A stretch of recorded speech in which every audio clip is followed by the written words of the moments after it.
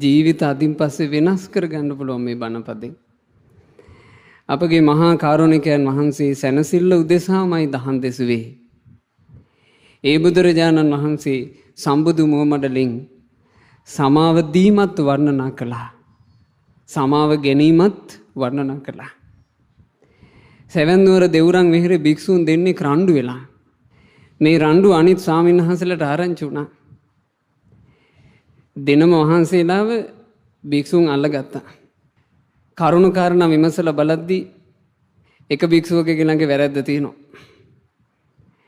කිව්වා ආයස්මතුන් වහන්සේ මේ භික්ෂුන් වහන්සේගෙන් සමාව ගන්නට කිව්වා. අර භික්ෂුව කියනවා මට බෑ. නෑ සමාව ගන්නට බෑ මට කිව්වා. 3-4 වතාවක් කියලා කොහොම හරි අර භික්ෂුන් සමාව ගන්න තැනට ගෙනාවා. ඇස්වල කඳුළු පුරවගෙන අමාරුවෙන් හරි මගේ වැරද්ද මට සමාව දෙන්න කිව්වා. එතකොට අනිත් උන්වහන්සේ බෑ මං දෙන්නේ ඔහෙට සමාව කිව්වා. එක්කෙනෙකුගෙන් හරි අමාරුවෙන් නිකන් ඇදලා අරගන්නවා වගේ සමාව ගත්තේ. දැන් අනිත් උන්වහන්සේලා හැති නෑ සමාව ගන්න කෙනාට සමාව දෙන්න. දැන් භික්ෂුන් වහන්සේලාට මේක බේරන්න බෑ. බුදුරජාණන් වහන්සේගේ ළඟට එකතු කරගෙන ගියා. භාග්‍යතුන් වහන්සේට ඉදිරිපත් කළා ස්වාමීනි මේ දෙනම රණ්ඩු වෙලා. අනේ ස්වාමීනි අපි කියන එකක් කනට ගන්නෑ. සමාව ගන්න කිව්වාට සමාව ගන්නෙත් නෑ. සමාව ගන්න කෙනාට අනික් එක්කෙනා සමාව දෙන්නෙත් නෑ. බුදුරජාණන් වහන්සේ වදාලා ද්වේමේ භික්ඛවේ බාලෝ. මහණෙනි මේ ලෝකේ බාලයෝ දෙන්නෙක් ඉන්නවා. බාලය කියලා කිව්වේ මෝඩ අනුවන අඥාන කියන අදහස. මේ ලෝකේ බාලයෝ දෙන්නෙක් ඉන්නවා. එක බාලයෙක් අච්චයන් අච්චයතෝන පස්සති. තමන් වැරදි කරලා වැරදි කළා කියලා පිළිගන්න ලැහැත්ති නෑ. එයා සමාව ගන්න ලැහැත්ති නෑ. එයා සෑහෙන්න වැරදි කරලා. හැබැයි ලැහැත්ති නෑ සමාව ගන්න. එයා හරි. අනික් අය තමයි ඔක්කොම වැරදි. එයා සමාව ගන්න ලැහැත්ති නෑ. ඒ සමාව ගන්නට සූදානම් නැතිකම බාලයාගේ ලක්ෂණය. බාලයා වරද විදිහට දකින්නේ. වරදට සමාව ගන්නේ. දෙවෙනි ලක්ෂණේ යම්කිසි කෙනෙක් වැරද්දකට සමාව ඉල්ලගෙන එනවා. අනේ මෙහෙමයි මගෙන් එදා වැරද්දක් වුණා මට දෙන්නකෝ සමාව. බාලයා සමාව දෙන්නේ නැහැ. බාලයා ඉන්නව නිකන් ගල තිබ්බා වගේ. ඔහෙට සමාව දෙන්නේ නැහැ. ඒකත් බාලයාගේ ලක්ෂණයක්. හැරි බලන්න තමන්ගේ ජීවිතේ බාලයන්ගේ ලක්ෂණද පුරුදු කළේ කියලා. අද ඔයාලගේ ජීවිතේ යම්කිසි ගින්නක් වෙහෙසක් සන්තාපයක් දැවිල්ලක් ඇත්නම් ඔය බාල ලක්ෂණ දෙකෙන් එකක් හරි සමහරට ඇති. එක්කෝ සමාව ගන්න දක්ෂනේ එක්කෝ සමාව දෙන්න දක්ෂනේ. අල්ලගෙන එල්ලගෙන විඳවනවා. බුදුරජාණන් වහන්සේ වදාළා ද්වේමේ භික්ඛවේ පණ්ඩිතෝ. මහණෙනි ඥානවන්තයෝ දෙන්නේද මේ ලෝකයේ සිටින්නේය. ඒ ඥානවන්තයන්ගේ පළවෙනි ලක්ෂණේ තමන්ගේ අතින් වැරද්දක් වෙලා නම් එයා නිහතමානී. එයා අනතිමානී. එයා දකිනවා මමයි මෙතන වැරද්ද කරලා තියෙන්නේ. එයා පැකිලෙන්නේ. එයාට පුළුවන් සමාව ගන්න. සමාව ගැනීමේ දක්ෂතාවය එහෙනම් පින්වතුනි ඥානවන්තයන්ගේ දක්ෂතාවය. ඒක පුරුදු කළේ ඥානවන්තයෝ. ඔන්න ඥානවන්තයාගේ දෙවෙනි ලක්ෂණේ. එයයිගේ ළඟට කවුරු හරි වැරදි කරපු කෙනෙක් වැරද්ද පිළි අරගෙන එනවා. අනේ මෙහෙමයි මගෙන් එදා වැරද්දක් වුණා. මට එදා ඒක තීරුමක් තිබෙන්නේ නැහැ. අනේ මට සමාව දෙන්න. ඇවිල්ලා අර නුවණැත්තාගෙන් සමාව ඉල්ලනවා. එතකොට නුවණැත්තා එක සැනකින් වහා පැකිලෙන්නේ නැතුව මම ඔබට සමාව දෙනවා කියලා සමාව දෙනවා. ඒක නුවණැත්තෙකුගේ ලක්ෂණය. අපි ආස කළ යුත්තේ පින්වතුනි ජීවිතේ මෝඩයන්ගේ මෝඩ ලක්ෂණ පුරුදු කරන්නද නුවණැත්තන්ගේ නුවණැති ලක්ෂණ පුරුදු කරන්නද? නුවණැත්තෝ ගත්ත තීරණ අරගන්නමයි පින්වතුනි දක්ෂ වෙන්න ඕනේ, ආස කරන්න ඕනේ. ඒ නිසා අද මේ කියා දෙන බණපදේ හද මඬුල ඇතුලේ තදට තැම්පත් කරගන්න සාරාංශය තමයි සමාව ගන්නත් දක්ෂ වෙන්න, සමාව දෙන්නත් දක්ෂ වෙන්න. ගොඩාක් ප්‍රශ්න විසඳෙයි. සසරට යන්න තියෙන ප්‍රශ්න සමාව ගැනීම නිසාත් සමාව දීම නිසාත් සෙනකින් විසඳෙනවා. හිත ඇවිලෙන ගිනි ගන්න ප්‍රශ්න සමාව ගැනීම නිසාත් සමාව දීම නිසාත් සෙනකින් විසඳෙනවා. අත් වැරදීන් අතපසුවීම වෙන්න තියෙන අවස්ථා සමාව ගැනීමෙන් සමාව දීමෙන් බොහෝ දුරට වළකිනවා. යමෙක් සමාව ගන්න දක්ෂ නම් සමාව දෙන්නත් දක්ෂ නම් එයාගේ හිත ගොඩාක් අහිංසක වෙනවා. අහිංසක මනුස්සේ. දරා ගැනීමේ හැකියාව වැඩි වෙනවා. මෛත්‍රිය, මුදිතාව, කරුණාවන්තකම, උපේක්ෂාව වගේ ලස්සන ගුණධර්ම පහසුවෙන් ඇති කරගන්න පුළුවන් වෙනවා. සමාව දෙන්නයි සමාව ගන්නයි දක්ෂ නම් ඇති කරගත්ත ගුණධර්ම පහසුවෙන් රැකගන්න පුළුවන් වෙනවා. විශේෂයෙන් ඉවසීම නම් වූ අතිශයින් සුන්දර ගුණය පහසුවෙන් ඇති කරගන්න පුළුවන්. සමාව ගන්න දක්ෂ නම් සමාව දෙන්න දක්ෂ නම්. හැබැයි පින්වතුනි සමාව ගන්නත් දෙන්නත් දක්ෂ නොවීම නිසා සසරේ හැදුනා මහා කටෝර ප්‍රශ්න. ඒ කටෝර ප්‍රශ්න නිසා සෑහෙන විඳවිලි විඳෙව්වා. මේ කියා දෙන බණපද යාන් එහෙම විඳවිල්ලක්. මේ විඳවිල්ල මේ විදිහට කියා දෙන්න මා කල්පනා කළේ ගින්නක් කියලා යමෙකුට තේරුණොත් එයා ගින්නට අත ගහන්න නැතුව ඉඳීනේ. ගිනි අඟුර පිච්චෙනවා කියලා තේරුණොත් එයා ගිනි අඟුර අතින් අල්ලන්න නැතුව ඉඳීනේ. ඒ වගේ වින්තුනේ සමාව ගන්න දක්ෂ නැතිකම ගිනි අඟුරක්. සමාව දෙන්න දක්ෂ නැතිකම ගිනි අඟුරක්. ජීවිත පුච්ච ගන්න එපා. ජීවිත පුච්ච ගත කතාවක් අපි මේ ශ්‍රවණය කරන්නේ. ජාතක කතාවේ නම චද්දන්ත ජාතකය. මොකක්ද අද අහන ජාතක කතාව? චද්දන්ත ජාතකය. සෙවැන් නුවර දෙව්රම් මහා වෙහෙරේ ධම්සභා මණ්ඩපයේට එදා තිලෝගුරු ගෞතම සම්මා සම්බුදුරජාණන් වහන්සේ දහම් දෙසන්ට වැඩියා. බුදුරජාණන් වහන්සේ ධම්සභා මණ්ඩපයේ දොරටුවෙන් ඇතුල් වෙනකොටම රැස සිටපු භික්ෂු භික්ෂුණී උපාසක උපාසිකා සිව්වනක් පිරිස නැගිට්ටා.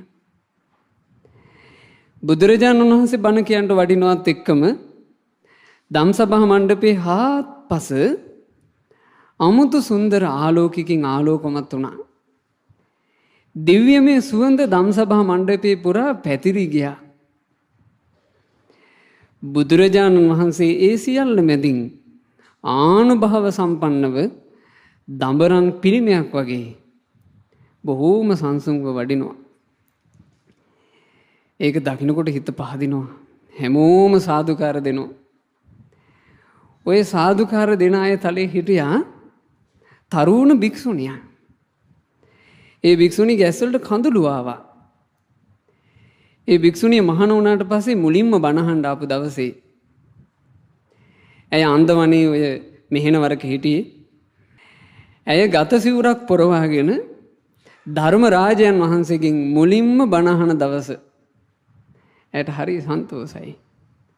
ඇස් කඳුලින් පිරීලා ඇය සාදුකාර දෙදී බලාගෙන හිටියා. බුදුරජාණන් වහන්සේ සෙනග මැද්දේ මෙහෙම වැඩලා පනෝපු ධර්මාසනේ මහා කේසර සිංහ රාජෙක් වගේ වැඩ හිටියා. දැන් හැමෝටම පේනවනේ භාග්‍යතුන් වහන්සේව.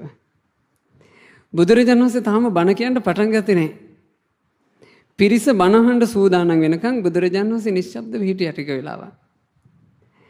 එතකොට අර භික්ෂුණිය බුදුරජාණන් වහන්සේ දිහා බලාගෙන හිතෙනවා. අනේ අපගේ භාග්‍යතුන් වහන්සේගේ අප්‍රමාණ පුණ්‍යානුභාවය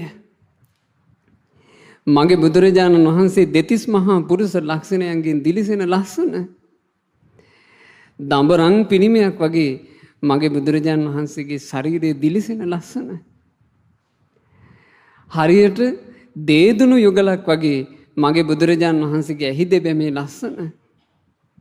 ආන්ගේ ඇහි දෙබැම අතරේ රන්වන් අහසක සුදු පාට හඳක් පෑවියෝ වගේ ඌර්ණ රෝම ධාතුන් වහන්සේ වැඩ හිඳින ලස්සන.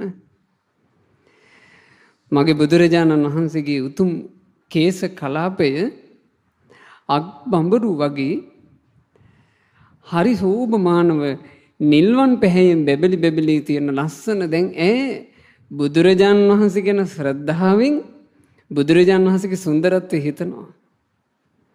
අනේ බෙමදු ආනුභාව සම්පන්න මහා පුරුෂයෙකුට මේ සසරේ සැරිසරා එද්දී මම බිරිඳ වෙලා තියෙනවද දන්නේ නැහැ. ඇයට හිතුණා මේ වගේ මහා පුරුෂයෙකුට මේ ගෙවා ආපු සංසාර ගමනේ මටත් බිරිඳ වෙලා උපදින්න ලැබුණාද දන්නේ. ඇයට එකපාර ඇතිවෙච්ච හිතවිල්ල ඉතින් අර සතුටට බලන්න ඒ වෙලෙම ඇයට පහළ වුණානේ පින්වතුනි ජාති ස්මරණය. මම මේ මහා පුරුෂයාට සසරේ බිරිඳ වුණාදෝ කියලා හිතනකොටම එකපාර නිකන් මැවිලා වගේ පෙවුණා ඒ ජීවිතේ. අපගේ මහා බෝධිසත්වයන් වහන්සේ ඒ ජීවිතේ අඳුන් කුණක් වගේ සුදු පාට දෙවන්ත හස්ති රාජේ. ඒ හස්ති රාජයාට ඉඳලා තියෙනවා භාර්යාවරු දෙන්නෙක්.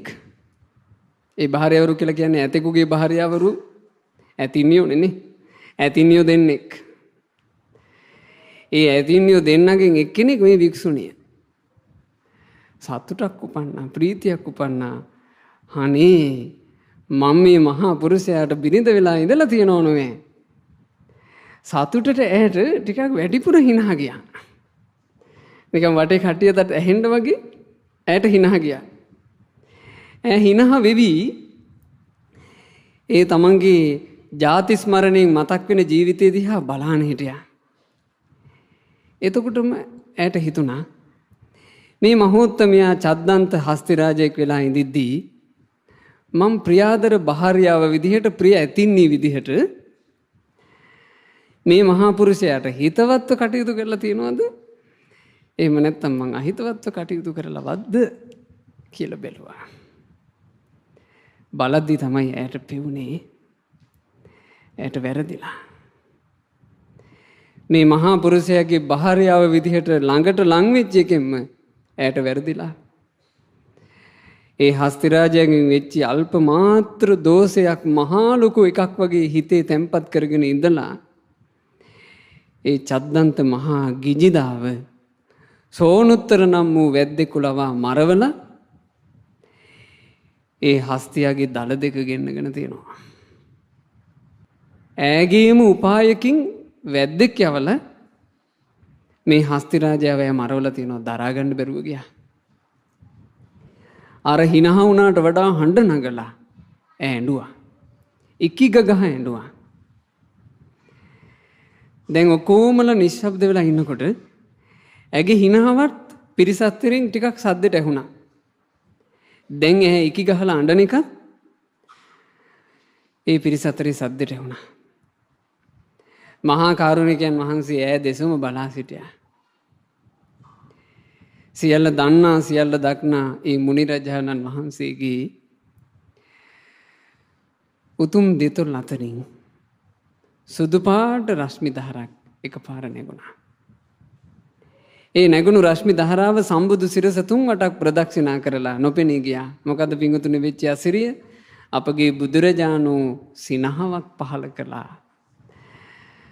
අපේ අනද මහතෙරුන් වහන්සේ භාග්‍යතුන් වහන්සේගේ ළඟ වාඩි වෙලා බුදුරජාණන් වහන්සේට කියනවා ස්වාමීනි භාග්‍යතුන් වහන්සේ තථාගතයන් වහන්සේ සිනහ පහල කරන්න කරුණකිම මගේ බුදුරජාණන් වහන්සේ නොකරුණේ සිනහ පහල නොකරන්නේ ස්වාමීනි කුමක් නිසාද සිනහ පහල කළේ?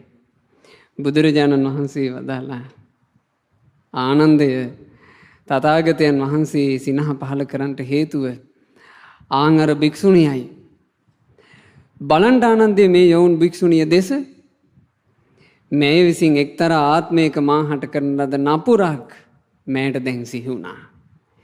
ඒකයි ඇය ඔය ඉකික ගහ අඬන්නේ. ආනන්ද ස්වාමීන් වහන්සේ ඉල්ලා හිටියා. ස්වාමීනි භාග්‍යතුන් වහන්සේ සියලු දෙනාට දැන ගැනීම උදෙසා මේ විසින් නුඹ වහන්සේට කරන ලද නපුර දේශනා කරන සේක්වා. ආන්ගේ මොහොතේ බුදුරජාණන් වහන්සේ වදාළ ජාතක කතාව තමයි චද්දන්ත ජාතකය. මේකට චද්දන්ත කියලා කියන්නේ ඒ ජීවිතේ බෝධිසත්වයෝ චද්දන්ත හස්ති රාජයෙක් නිසා. බොහොම ඈත අතීතයේ පිංගුතුනේ හිමාලයේ චද්දන්ත කියන විල්තෙරට වෙන්ට චද්දන්ත නමින්ම ඇත්තු 8000ක් වාසය කරලා තියෙනවා. මහා ඇත් සේනාවක්. ඒ කාලේ අපේ මහා බෝධිසත්වයෝ ප්‍රධාන ඇත් රජාගේ පුත්‍රයා විදිහට උපන්නා. මුළුමනින්ම සුදුම සුදු පාටයි. ඒ සුදු පාට ශරීරේ හස්තියාගේ මුඛය මුව ලස්සන රතු පාටයකට දිස් වුණා. මේ හස්ති රාජයා ඔය අද අපි දකින අලියැත්තු වගේ නෙමෙයි පිංගුතුනේ වැඩෙද්දී අසූරියනක් තරම් උසට මහා දැවැන්ත පර්වතයක් වගේ මේ හස්තිය ලොකු වුණා. මේ හස්තියාගේ හොඬ රිදී දමක් වගේ හස්තියා මේ මෝරණ වයසට පත් වෙනකොට මේ මුඛය දෙපැත්තින් අර හොඬ මැදි කරගෙන දිගම දිග ගානට තියෙන ලස්සන දල යුගලක් දික් වුණා. ඒ දල යුගල ගැන මේ ජාතක කතා පුතේ කියනවා හරියට රියසක වගේ කියනවා කියන හොඳට කැරකිලා තිබිලා තියෙන්නේ. හැඩම හැඩ දල දෙකක්. සුදු පාට හස්තියෙක්. කට රතු පාටයි. හොඬ වෙලත් රිදී පාටයි. ඒ මැද්දෙන් දල දෙකක් නැගිලා නිකන් හිතට මවා ගන්න ඉතින්. අද කාලේ අපිට ওই જાතිය වුන් දකින්න නෑනේ. ඔය වගේ ලස්සනම ලස්සන හස්තියෙක්. ඒ මදිවාට මේ හස්තියාගේ දල දෙක හැමතිස්සෙම දිලිසෙනවා. අර හිටපු 8000ක් හස්තින් අතරේ මෙච්චර සෝභමාන එක හස්තියක්වත් නැහැ. ඒ නිසා හස්ති සේනාව කල්පනා කළා මේ හස්තියාව රැළේම නායක හස්තියාව බවට පත් කරන්න ඕන කියලා. ඔන්න හස්තීන් එකතු වෙලා බෝධිසත්ව ඇත් රජාව අර ඇත් සේනාවේ රාජ්‍යත්වයේ පිහිටෙව්වා. රජා බවට පත් වෙනකොට ඉතින් බිසෝවරුත් එපැයි. බිසෝවරු විදියට හැඩකාර ඇතින්නියෝ දෙන්නෙක්ව පත් කළා. ඒ ඇතින්නියන්ගෙන් එක ඇතින්නියකට කිව්වා මහා සුභද්‍රා. අනික් ඇතින්නේ චූල සුභද්‍රා. දැන් ඔන්න හස්ති රාජයයි මේ මහා සුභද්‍රා චූල සුභද්‍රා කියන ඇතින්නියෝ දෙන්නයි තමයි කොහේ ගියත් යන්නේ. ඒ අය තමයි රාජකීය. ඔහොම කාලේ ගත වෙනකොට ඇත් සේනාවේ හිටපු එක ඇතෙක් ඇවිල්ලා කිව්වා හස්ති රාජය ආන්න චද්දන්ත විල්තරේ එහා කෙළවරට වෙන්න සල්වනේ මල් පිපිලා පුදුමාකාර ලස්සනයි. හස්ති රාජයේ ලස්සන විඳින්න අපි යන් කිව්වා. සල් කිව්වහම අපිට මතක් වෙන ඒවට නෙමෙයි පිංගුතුනි ඉන්දියාවේ සල් කියන්නේ. ඉන්දියාවේ සල් කහ පාට මලක්. ඔය අපි දකින්න සල් ගස් වගේ එහෙම උසට වැවෙන ඒ විදිහේ ගහක් නෙමෙයි. හරියට ඇහැල ගස් වගේ සල් ගස්. මෙහෙම සල් ගස් වනාන්තරයක් තිබුණා. ඉතින් හස්ති රාජයා දැන් අර ඇතිනියෝ දෙන්නත් දෙපැත්තේ තියාගෙන අර සල්වනේට ගියා. යනකොට මුලින්ම දකින්න ලැබුණා සම්පූර්ණයෙන්ම කොළවත් පේන්නේ නැති තරම් සල් මලින් වැහිච්චි සල් ගහක්. හස්ති රාජයාට හිතුණා මම මේ සල් ගහ හොල්ලලා මගේ මේ ඇතින්නියන්ව සල් මල් වැස්සකින් නාවන්න ඕන. ඇතින්නියෝ සතුටු වෙන්නේ කියලා හස්ති රාජයාගේ දිග හොඬේ අරන් ආර සල් ගහ බස බස ගාලා හෙල්ලුවා. එතකොට සල් ගහේ තිබුණු මල් අර හස්ති රාජිනියෝන්ගේ ඇඟට ඇතිනියන්ගේ ඇඟට වැටුණා. දැන් හස්තිරාජයා හිතුවේ දෙන්නගේම ඇඟට මල් වැටෙනවා කියලා. මහා සුභද්‍රාව දිහා බලාගෙන තමයි ගහ හෙල්ලුවේ. ඇයගේ පැත්තට වෙන්න මල් තිබ්බා. වැඩේ කියන්නේ අනික් ඇතින්නේ. එයාගේ නම මොකද්ද? චූල සුභද්‍රා. එයා හිටපු පැත්තේ තිබිලා තියෙන්නේ දිඹි ගොටු ටිකක්. හොල්ලනකොට දිඹි ගොටු කැඩුනා, ඇඟට වැටුනේ දිඹි ගොටු. දැන් අර හස්තිරාජිනී මලින් නෑවිලා ඇයට හරි සන්තෝසයි. ඇය මිහිරි කුංචනාදයක් දුන්නා. අනිත් එක්කෙනාත් සන්තෝෂෙන්ද කියලා බලන්න හස්තිරාජයා හැරුණා. හැරිලා බලනකොට ඇස් දෙකේ කඳුළු පුරවගෙන ඉන්නවා. ඇය හිතින් හිතනවා එහෙනම් මල් වැහි එයාට මට දිමි ගොටු. හස්තිරාජයා හැරිලා බැලුවා විතරයි කියලා ගැස්සුවා. ඇත්තුන්ටත් වෙලා තියෙන වැඩ. ඒ ඇතා දිහා ගස්සලා හැරුණ අනිත් පැත්ත. බැලුවවත් නෑ හස්තිරාජයා දිහා. නමුත් මේ රජෙක්නේ. ඉතින් ඕනවට වඩා බොළඳ කර කර කංකින්දරි ගන්න බෑ. හස්තිරාජයා හිතුවා ඉතින් ඕක ඔය ඇති වෙච්ච දුකනේ. ඕක චුට්ටකින් ඇරිලා යයි. එහෙම හිතුවා. නමුත් පින්වතුනේ හැමෝගෙම හිත එක වගේ නෑ. සමහරුන්නේ හිත ඇතුලේ කේන්ති ක්‍රෝධ නොමනාප පිහිටන්නේ හරියට සෙල්ලිපි වගේ. ඔය අදටත් පරණ සෙල්ලිපි මෙහෙම සුද්ධ කර කර බලන්නේ නේ. ඒවා කියනවා අවුරුදු මෙච්චර ගාණක් පරණයි කියනවා සෙල්ලිපි. හැබැයි තාම ඒ අකුරු ඒ බ්‍රාහ්මී අක්ෂර කලාව දන්න අයට කියවන්න පුළුවන්. තාම මැකිලා නැහැ. සමහරුන්නේ තරහවල් හිත ඇස්සේ තියෙන්නේ සෙල්ලිපි වගේ. මේ જાති එක්කෙනෙක් එයාගේ හිතේ තද්දට ඇඳුනා. එහෙනම් මාව දිඹිගොටු වලින් මගේ ශරීරය කැත කළා. අර අනික් කීව මලින් නෑවුවා. හොඳයි බලාගමුකෝ. මට අවස්ථාවක් එන්නේ නැතේ. අවස්ථාවක් ආවට පස්සේ මට මේ කරන වෙනස්කම් වලට මම බලාගන්න. ඇගේ හිත ඇතුලේ අර සුන්දර දක්ෂකම තිබ්බේ නැහැ. මොකද්ද ඒ දක්ෂකම? සමාව දීම තිබ්බේ නැහැ. තමන්ගේ ප්‍රියාදර ස්වාමි පුරුෂයා, තමන්ට බොහෝ දේ ලං කරන කෙනා, තමන්ට මේ මහා හස්ති සේනාවේ රාජිනියක් බවට පත් වෙන්න හේතු වෙච්ච කෙනා. දැන් ඈ රැජිනක් උනේ කවුරු නිසාද? රජාගේ නෝනා වීම නිසා. නැත්තම් ඈ නිකම්ම නිකන් ඈත් ඉන්නේ. හැබැයි ඈ රැජිනක් බවට පත් උනේ ඇයගේ ස්වාමි පුරුෂයා රජා නිසා. ඈට ඒව අමතක වුණා. හිත තදට ගැටිලා සමාව දෙන්නේ නැතුව පැහැව ඉන්නවා. දැන් හස්තියට මේක ඉතින් ගානක් නැහැ. එයාට ඒක ලොකුවට මතක හිටියේ නැහැ. අර සල්වනේ ප්‍රීති වෙලා වතුර ඩිංගිත්තන් නාගන්ටය කියලා චද්දන්ත විලට ගියා. ඉතින් මෙතන යන්නේ එක්කෙනෙක් දෙන්නේ නෙවෙයි 8000ක සේනාවන්නේ. ගෙන් ඔන්න මුලින්ම හස්ති රාජයාගේ ඒ අර ඉන්න සේවක කාරකාදී හස්තියෝ බැහැලා බැලුවා වතුරට අනතුරක් තියනවද කියලා. අනතුරක් නැහැ. කිව්වා හස්ති රාජේ බැහැලා නාගන්න පුළුවන්. ඔන්න චද්දන්ත හස්ති රාජයයි ඒ හස්ති රාජයාගේ අගබිසව් දෙන්නයි බැස්ස වතුරට. වතුරට බහිනකොටම මේ හස්ති රාජයාට දකින්න ලැබුණා හරියට කරත්ත රෝදයක් වගේ විශාලට පිපිච්චි නෙළුමක්. තියෙන්නේ එක නෙළුමයි. හස්ති රාජයා දිග හොඬේ දික් කරලා මේ නෙළුම කැඩුවා. ලස්සන නෙළුම. දැන් මෙතන ඉන්නෝනේ දෙන්නෙක්. නෙළුම දෙකට කඩන්නේ. බැලුව කාටද මේ නෙළුම මන් දෙන්නේ? මහා සුභද්‍රා කියන්නේ වැඩිහිටි කෙනා. වැඩිහිටිකමට ගරු කළ යුතුයි කියලා අර මල දුන්නේ කාටද? මහා සුභද්‍රාට. අනිත් එක්කෙනාගේ අර තිබුණු කේන්තිය ඩබල් වුණා.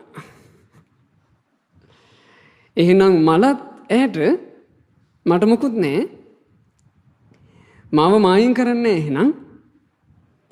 හොඳයි බලාගමුකෝ. මම මේක නිකන් අරින්නේ.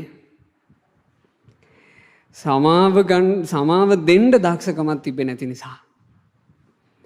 මේ ජාතක පුවත් මා මේ විදිහට කියනකොට සුපින්වතුන්ලා මේවා මතක තියාගෙන හැරි බැලිය යුත්තේ ඔබේ ජීවිතේ පැත්තටයි. ඔබ ළඟත් තියෙනවද මේ වගේ දේවල්? 8000ක ඇත්සේනාවක් ඇතුලේ අනිත් ඇත්ත ඔක්කොම සල්වනේ ප්‍රීති වුණා. ප්‍රීති වෙන්නම වටින සල්වනේ. ඇයගේ හිතේ ප්‍රීතියක් නැහැ. මොකක් නිසාද? සමාවක් දී ගන්න බැරි වීම නිසා. ඇය ගිනි ගන්නවා. අපේ ළඟ සමාව දෙන්න දක්ෂකම නැත්තම් ගිනි ගන්නේ කවුද පිංගුතුනේ? මුලින්ම ගිනි ගන්නේ අපි. මුලින්ම ගිනි ගන්නේ අපි. අපේ හිත තමයි පිච්චෙන්නේ. අපිට තමයි සුවනින්ද නැතුව යන්නේ. අපිට තමයි ගත වෙන්න තප්පර කීපයක් හරි මහා වෙහෙස කරව ගත කරන්න වෙන්නේ. ඇයට තිබුණ එකම එක දෙයයි. අනේ ඔය ගහ හොල්ලනකොට ඔය දිබි කොට වැටුණා කියන එක මහ දෙයක්ද? ඇයට එහෙම අතහරින්න පුළුවන් වුණා නම්, සැනකින් සමාව දෙන්න පුළුවන් වුණා නම්, ඈතර ලස්සන සල්වනේ අනිත් අය වගේම පාඩුවේ සතුටු වෙයි. අපි මේ ගත කරන මනුස්ස ජීවිතේ හරියට පිංගතුනේ රමණීය වූ සල්වනයක් වගේ කියලා හිතන්න. මේක සුගතිය. මේ සුගතිය ඇතුලේ කෙනෙකුට සන්තෝෂයෙන් ජීවිතය ගත කරන්න පුළුවන්. හැබැයි සමහරු නැද්ද නිකන් ගිනි කාස්ට් කවුවක කුඩයක් වන් නැතුව දාහෙන් පිච්චි පිච්චි ඉන්නවා වගේ මුළු ජීවිතේම පිච්චි පිච්චි ඉන්න. පිච්චෙන්න මූලික හේතුවක් සමාව දෙන්න දක්ෂකමක් නැතිකම. සමාව දීමේ දක්ෂතාවය යමෙකුට තියෙනවා නම් එයාට හැදෙනවා හොඳ හැකියාවක්. ඉක්මනින් අතහැරියකි. ඉක්මනින් අතහැරියකි. සමාව දෙන්න දක්ෂ නැති කෙනාට අත්හල යුතු එකමනේ පිංගතුනේ හිත ඇතුලේ කාවදින්නේ. අක්කොච්චි මං මට බැන්නා. අවදි මං මට වෙහෙස දුන්නා. අහාසි මේ මාව පරාජයට පත් කළා. ඔය විදිහට යම් කිසි කෙනෙකුගේ හිත ඇතුලේ අමතක කළ යුතු දේවල්ම සමාව දීලා අත්හල යුතු දේවල්ම පැසව තියෙනවා නම් එයාගේ හිත ඇතුලේ වෛරයම දළුලා වැඩෙන්නේය කියලා බුදුරජාණන් වහන්සේ දේශනා කළා. ඒක හිතක් ඇතුලේ දළුලා වැඩෙන එකක්. අපි හොඳ නුවණින් කල්පනා කරලා අපේ හිත ගැන දැක්කේ නැත්තම් පිංගුතුනේ බාහිර මිනිස්සුෙකුට පේන්නේ නැහැ. ඉතින් බාහිරට අපිට පුළුවන් හිතේ ගින්නක් තියාගෙන hina වෙන්න බැයිද? හිතේ මහා වෙහසක් තියාගෙන අපිට hina වෙන්න පුළුවන්. ලස්සන කොණ්ඩ මොස්තරයකින් යන්න පුළුවන්. මේකප් එකක් දාලා නිකන් පෙනුමට යන්න පුළුවන්. හැබැයි හිත අසිගිනි. ඊට වඩා ගොඩාක් සුන්දර නැද්ද? හිතේ ගින්නකුත් නැතුව ලස්සනට යනවා. කොතනද තෝරගන්න හොඳ තැන? හිතේ ගින්නකුත් නැතුව මේ ජීවිතේ ලස්සනට hina වෙලා ගත කරන්න පුළුවන් නම් ඒක නේද වටින්නේ? බුදු කෙනෙක් දහම් දෙසුවේ මේ පැසවන වෙහෙසකර సంతාන සුවපත් කිරීම උදෙසා. ඒ බුදුරජාණන් වහන්සේගේ අමායුරු බණපද අහපු නුවණැත්තෝ නම් ඒක කරගත්තා. අද මේ බණපදේ ඔයාලගේ ජීවිතේ සුවපත් කරගන්න බණපදේ බවට පත් කරගන්න ඔයාලා දක්ෂ විය යුතුයි. බුදුවරුන්ට පවා කළ හැක්කේ බණපදේ කියා දීම පමණි. තුම් හේහි කිච්ඡං ආතප්පං. ඔබ තමයි වීරිය කළ යුත්තේ. අක්ඛාතාරෝහි තථාගතා. තථාගත බුදුරජාණන් වහන්සේලා හරි පාර පෙන්නනවා පමණි. මේ දේ කරගන්නට කියලා බුදුවරු පාර පෙන්නනවා. බාලයාගේ ලක්ෂණ මේවා. බාල ලක්ෂණ පුරුදු කරගන්න එපා කියලා කියනවා. නුවණැත්තන්ගේ ලක්ෂණ මේවා. සමාව දීම නුවණැත්තගේ ලක්ෂණයක්, සමාව ගැනීම නුවණැත්තගේ ලක්ෂණයක්. ඒ ලක්ෂණ පුරුදු කරගන්නට කියලා බුදුවරු කියනවා. හැබැයි ඒක පුරුදු කරනවද නැද්ද කියන එක කාගාවද? ඒක තමන්ගේ ළඟ තියෙන එකයි. බලන්න මේ හිතේ පැසවිල්ලක් නිසා අර සීතල වතුර තියෙන චද්දන්ත විලේ බැහැලත් අර ඇතින්නි පිච්චෙනවා. එයා මට නොසලකනවා. එයාටල වටින්නේ මහා සුබද්‍රා. එයා මාව දෙකේ කොලේට දාලා දැන් මාව ගණන් ගන්නෑ එයා කියලා දැන් හිතින් ඈ දෙවෙනවා. ඔන්න චද්දන්ත විලෙන් වතුර නාගෙන මේ හස්තීන්ට පුරුද්දක් තිබිලා තියෙනවා. මේව පිංගුතුනි හිමාලය වෙච්චනේ. ඒ කාලේ හිමාලයේ ඉඳලා තියෙනවා පසේ බුදුවරු. මේ හස්ති රාජයෝ පසේ බුදුවරුන්ට පළවැල පූජා කරන්න පුරුද්දක් තිබ්බා. ඔන්න දැන් එදා හවස් කාලේ වෙනකොට හස්තීන් කැලේ ඇතුලේ ගොඩාක් පළවැල හෙව්වා. ඊළඟ දවසේ උදෑසනින්ම මේ හස්තීන් ටික පළවැලත් අරගෙන පසේ බුදුරජාණන් වහන්සේලාට පූජා කරන්නට ඒ පසේ බුදුවරු වැඩ ඉන්න ප්‍රදේශයට ගියා. දැන් චද්දන්ත හස්ති රාජයා මුලින් යනවා. මහා සුබද්‍රා එක පැත්තක යනවා. චූල සුබද්‍රා නිකන් එල්ලගෙන පළතුරුත් අරගෙන යනවා. ඔන්න හස්ති රාජයා මුලින්ම පළතුරු පූජා කළා. හොඳට අර ඉදිරි කකුල් දෙක නවලා දන බිම ගාවලා වැඳලා නැගිට්ටා. ඊළඟට තියෙන්නේ වැඩි මහල් ඇතින්නට මහා සුබද්‍රත් පළවෙල පූජා කළා. ඈත් වැඳලා නැගිට්ටා. දැන් තුන්වෙනිට තියෙන්නේ කාටද? චූල සුබද්‍රාට. චූල සුබද්‍රාත් පසේ බුදුරජාණන් වහන්සේලාට පළවෙල පූජා කළා. හැබැයි මේ පළවෙල පූජාවෙන් පස්සේ ඇගේ හිත ඇතුලේ පැතුමක් ආවා. ඇගේ හිතේ දැන් තියෙන්නේ මොකක්ද? සමාව නොදීම නිසා පැහැවිල්ලක්. සාමාන්‍ය පිංගුතුනේ පැසවපු තුවාලයක් පැසවලා අර සවුත් වෙලා සැරව පිරිච්ච තුවාලයක් තියෙනවා කියලා හිතමු. ඔය තුවාලෙට අහම්බෙට හරි පොඩ්ඩක් මොකක් හරි වැදුනොත් මොකද්ද වෙන්නේ? සැරව ගන්ධස්ථාරේ එන්න පටන් ගන්නවා එකපාර. කුණු වෙච්ච සැරවම ගලන්න පටන් ගන්නවා. හිත් කුණු වෙලා නම් ගලන හිතුවිලිත් කුණුම තමයි. සමාවක් නොදීම නිසා කේන්තියක්, ක්‍රෝධයක්, නොමනාපයක් කියන කුණක් ඇගේ හිතේ තිබ්බා. ඒ හිතෙන් හිතුවිලි හිතනවා ඇය. ස්වාමීනි මේ පළවෙල පූජාවේ ආනිසංස බලයෙන් මං මේ ඇත් ජීවිතයෙන් චුත වුණාට පස්සේ මඳු රජ කුලයේ සුබද්‍රානං රාජ කන්‍යාවක් වී ඉපදේවා. වැඩිවියට පැමිණි කල බරණැස් මහා රජුගේ අගමෙහිසී බවට පත්වෙන්න ලැබේවා.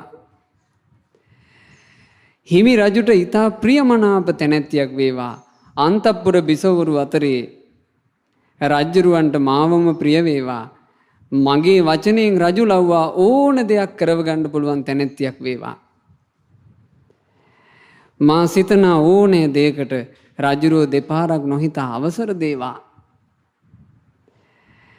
මට මේ චද්දන්ත හස්ති රාජයාව මරන්ට සමත් දක්ෂ වැද්දෙක් මුණ ගැහෙවා. ඒ වැද්දා ලවා මේ හස්ති රාජයාව විද මරා මේකාගේ දිලිසෙන දල දෙක මට ගෙන්න ගන්න ලැබේවා. පැතුවා හිම. ඇගේ හිත ඇතුලේ කුණු පැතුමක් ආවා. පසේ බුදුවරුන්ට පළවෙල පූජා කළා. එක එක්කෙනාගේ හිත නතර වෙන තැන් පින්වතුනේ. එක එක්කෙනාගේ හිත නතර වෙන තැන්. ඔයාලා අද සන්තෝෂයට පත් වෙන්න. ඔයාලගේ හිත අද නතර වෙලා තියෙන්නේ ලැබුණු සත්පුරු ශාස්ත්‍රයේ කල්යාණ මිත්‍ර ආශ්‍රය නිසා. ඔයාලගේ හිත බුදුරජාණන් වහන්සේගේ බණපදයක් අහන්න ඕන කියන ආසාව තුල නවතිලා.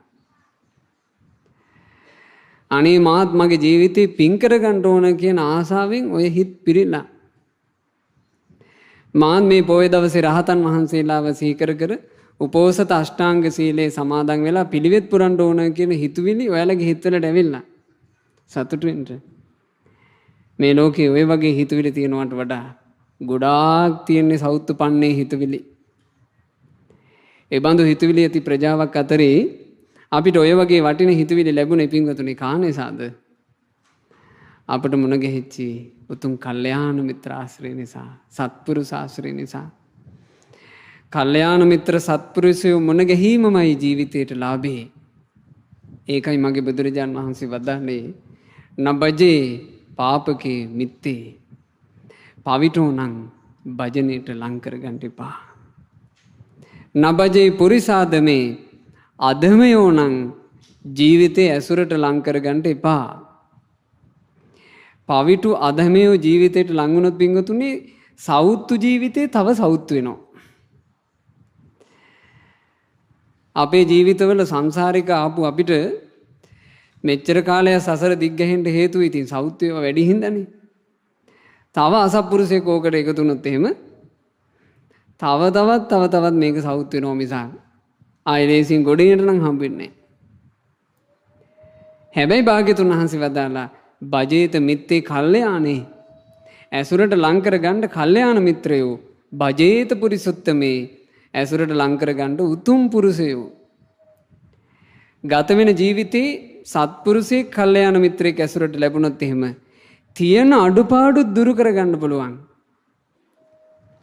තමන්ගේ ළඟ නොතිබිච්ච ලස්සන ගුණදන් හදාගන්න පුළුවන්. සත්පුරුෂයාගේ ඇසුර නිසා පින්වතුනේ ජීවිතේ කාලේ අපිට හීනකින්වත් හිතිච්ච නැති ලස්සන පිං හිතුවිලි වලට අපේ ජීවිතේ බඳුන් නැද්ද? සත්පුරුෂ ඇසුරක් නිසා. දැන් බලන්න මේ ප්‍රදේශයේ මේ සදහැවතුල්ලාට ආනමඩුව මහමෙවුනාව භාවනා අසපු පුණ්‍ය භූමිය කියන පින්වතුන්ට පින්පුරා ගැනීම උදෙසා තියෙන පින් තොටුපොළ අපේ ගුරුදේවයන් වහන්සේගේ ආශිර්වාදයෙන් මේ ස්ථානයේ ස්ථාපිත නොවුණා නම් අද මෙතන ඉන්න ඔයාලා අද මේ පොයේ දවසෙත් මොනවා කර ඉන්න තිබුණේ නැද්ද? පොයකට මේ අසපු භූමියට ඇවිල්ලා බණක් අහන්න ඕන කියලා ඔයාලගේ හිත අනායාසයෙන් නැමෙන්නේ මේ අසපු භූමිය පිහිටුවලා මේ අසපු භූමියේ මහා සංඝරත්නය වඩා හිඳවලා ගුරුදේවයන් වහන්සේ බණ අහන්න අවස්ථා සලසපු නිසා සත්පුරුෂයෙක්ගේ ඇසුර නම් ලාභයක්මයි.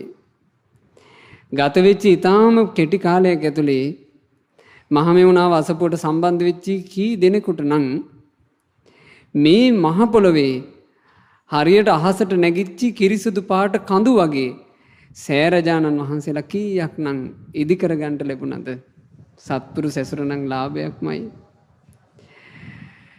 කෙලෙස් සහගත ජීවිත ගත කරන අපිට කෙලෙස් නැති වූ මුනිවරු උදෙසා සෑරජාන් වහන්සේලා ඉදි වෙද්දී මේ අත්වලින් කොච්චරනම් උපස්ථාන කරගන්න ලැබුණද? සත්පුරුෂ ඇසුර නම් ලාභයක්මයි. දැන් මේ පිම්බිමෙත් සම්බුදු මහා සෑරජානන් වහන්සේ ඉදි කරන්න ඕන කියලා අපේ ගුරුදේවයන් වහන්සේ ආශිර්වාද කළා, තීරණය කළා. ඒ නිසා ඕන ඔයාලට පින් කරගන්න ලොකු අවස්ථාවක් විවර වෙලා. ඒ පින් කරගන්න තියෙන අවස්ථාව විපින්ගතුනේ පුළුවන් තරම් පින් කරගන්න. මේ බණපදයේ කියන මට ඔයාලා වෙනුවෙන් කරන්න තියෙන අවවාදය ඒක. පුළුවන් තරම් පින් කරගන්න. මම මොකක්ද ඊට වඩා කියන්නේ? පුළුවන් තරම් පින් කරගන්න. එක එක්කෙනාගේ හැකියාව විවිධාකාරයි. තම තමන්ට හැකියාවක් තියෙන විදිහට පින්වතුනි පින් කරගන්න. කාලෙ වෙන් කරන්න සෑයට උපස්ථාන කිරීම උදෙසා ඔයාලා උපේන ධනයෙන් ඔයාලට පුළුවන් විදිහට මුදලක් වෙන් කරන්න සෑරජාන් වහන්සේගේ ඉදිකිරීම උදෙසා සෑරජානන් වහන්සේට උපස්ථාන කරන්න එන පින්වතුන්ලාට පහසුවෙන් උපස්ථාන කටයුතු කරගන්න දන්සල් දෙන්න පුළුවන් අය දන්සල් දෙන්න. පින් කරගන්න ගොඩාක් පැති තියෙනවා. පින කරගන්න ප්‍රමාද වෙන්න එපා. භාග්‍යතුන් වහන්සේ දේශනා කළා මේ ජීවිතය කියන එක ගොඩාක් නැමිලා තියෙන්නේ පව පැත්තටයි.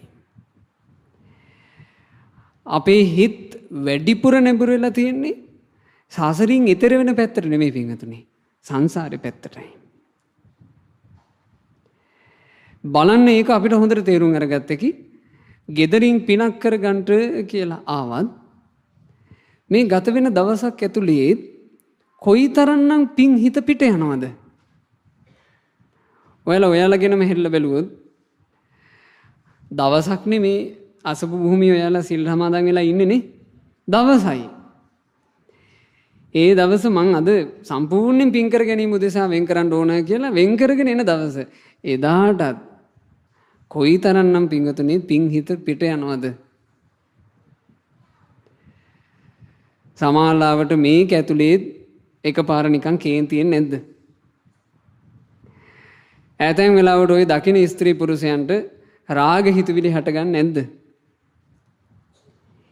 ඊර්ෂ්‍යාවල් හටගන්නේ නැද්ද?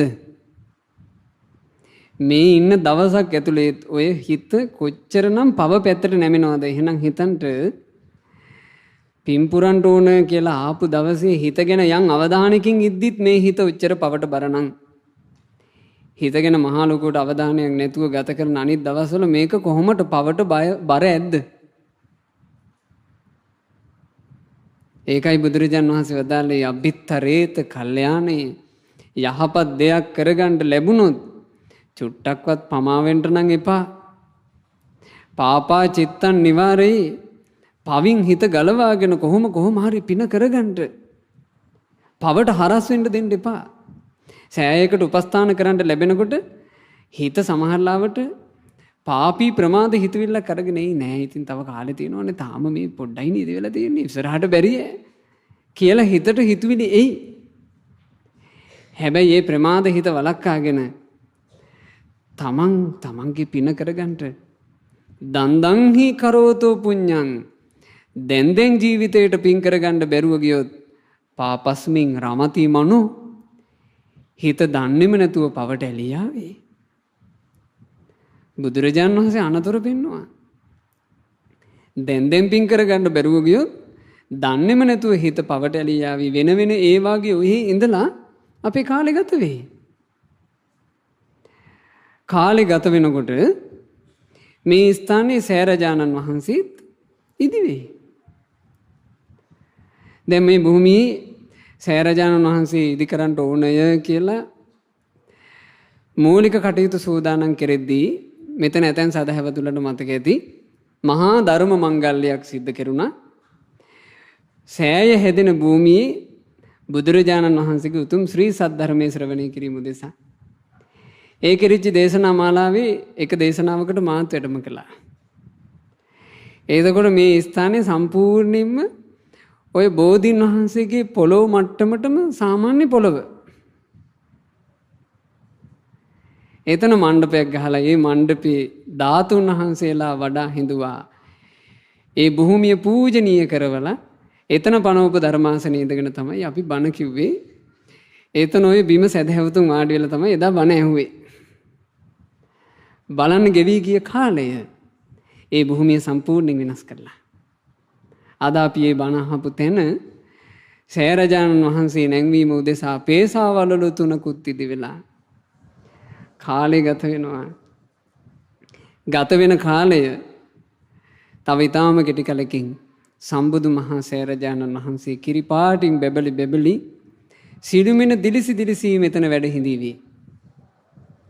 එදාට ඔයාලා මේ සෑ භූමියට එනකොට එහෙම නැත්නම් අඩු ගානේ මේ වගේ ධර්ම දේශනා වැඩසටහනකින් මේ පෙන්නන දර්ශන රාමුවක් හෝ දකිනකොට සෑරජාන් වහන්සේ කිරිපාටට බැබලි පෙනෙද්දී අනායාසයෙන් තමන්ගේ ඇස්වලට සතුටු කඳුලක් එන තරම් මේ පින්කමේ කොටස්කාරයෝ වෙන්න. මට මතකයි එක දවසක පොල්ගහවෙල මහමෙවුනාව භාවනා අසපු භූමියේ මම සංඝාවාසයේ ඉඳලා සම්බුද්ධරාජ මාලිගාව පැත්තට වඩිනවා. මට පේනවා මට ඉස්සරහින් අම්මා කෙනෙක් සම්බුද්ධරාජ මාලිගාවේ ඉහළ බලාගෙන දොහොත් නළලේ තියාගෙන ඒ අම්මා එකම ඉරියව්වේ ඉන්නවා. ටිකක් ලං වෙනකොට තමයි මට තේරුනේ මේ අම්මා ඉකික ගහ අඬ ඉන්නේ කියලා. ඒ අම්මගේ අංග ගැස්සෙනවා. මං ඒ අම්මව පහු කරන ගමන් නිකන් හැරිලා බැලුවා. මේ අම්මා මේ දොහොත් නල්ලේ තියාගෙන අඬ ඉන්න හැටි. ගලපු කඳුළු වලින් මූණ තෙමිලා වයසක අම්ම කෙනෙක්. ඒ අම්ම සන්තෝෂින් අත් වෙවුලනවා. ඒ අම්මගේ මූණේ තිබුණු සතුට මට මවා ගන්න පුළුවන්. එච්චර සතුටක් ඒ අම්මගේ මූණේ තිබ්බා. මාව දැක්ක ගමන් hina වුණා. මං ඇහුවා අම්මා මොකෝ මෙච්චර සතුටින්? අපේ ස්වාමීන් වහන්සේ අපගේ භාග්‍යතුන් වහන්සේ උදෙසා මේ මාලිගාව හැදෙනකොට ස්වාමීන් වහන්සේ මාලිගාවේ වුන් ඔය කොටසට මං මගේ මේ අත්වලින් වැලියද්දා. මං ස්වාමීන් වහන්සේ මේ ඇත්වලින් ඔතෙන්ට සිමෙන්ති ඇද්දා. ඔතන ඔය බිත්ති ටික බඳිනකොට මං මේ අත්වලින් ස්වාමීන් වහන්සේ ගඩොල් ඇද්දා. ස්වාමීන් වහන්සේ මට අද එතන දකින්නකොට පුදුම සතුටක් එන්නේ. බුදුරජාණන් වහන්සේගේ උතුම් මාලිගයට අනේ මටත් කොටස්කාරියක් වෙන්න ලැබුණා නේද කියලා මට සතුටක් තියෙනවා.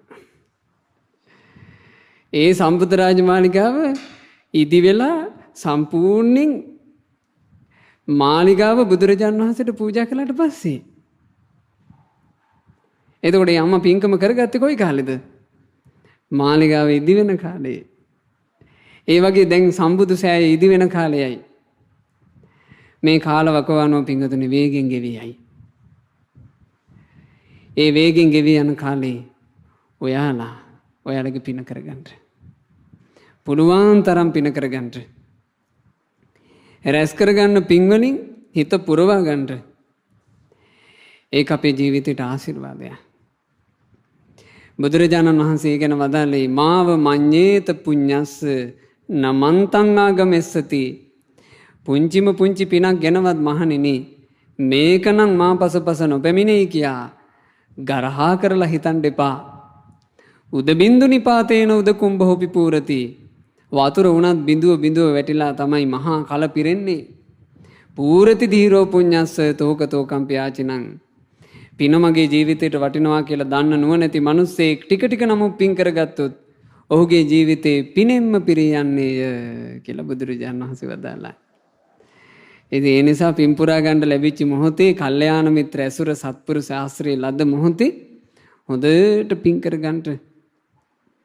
කල්යාණ මිත්‍රයන්ට මේ වගේ පින් හිතුවෙලි උපදින්නේ නැත්තම් පින්වතුනේ අපිත් ඔහේ ගෙවල් දොරවල් වලට වෙලා ඔහේ කාලේ ගෙවලා දායි.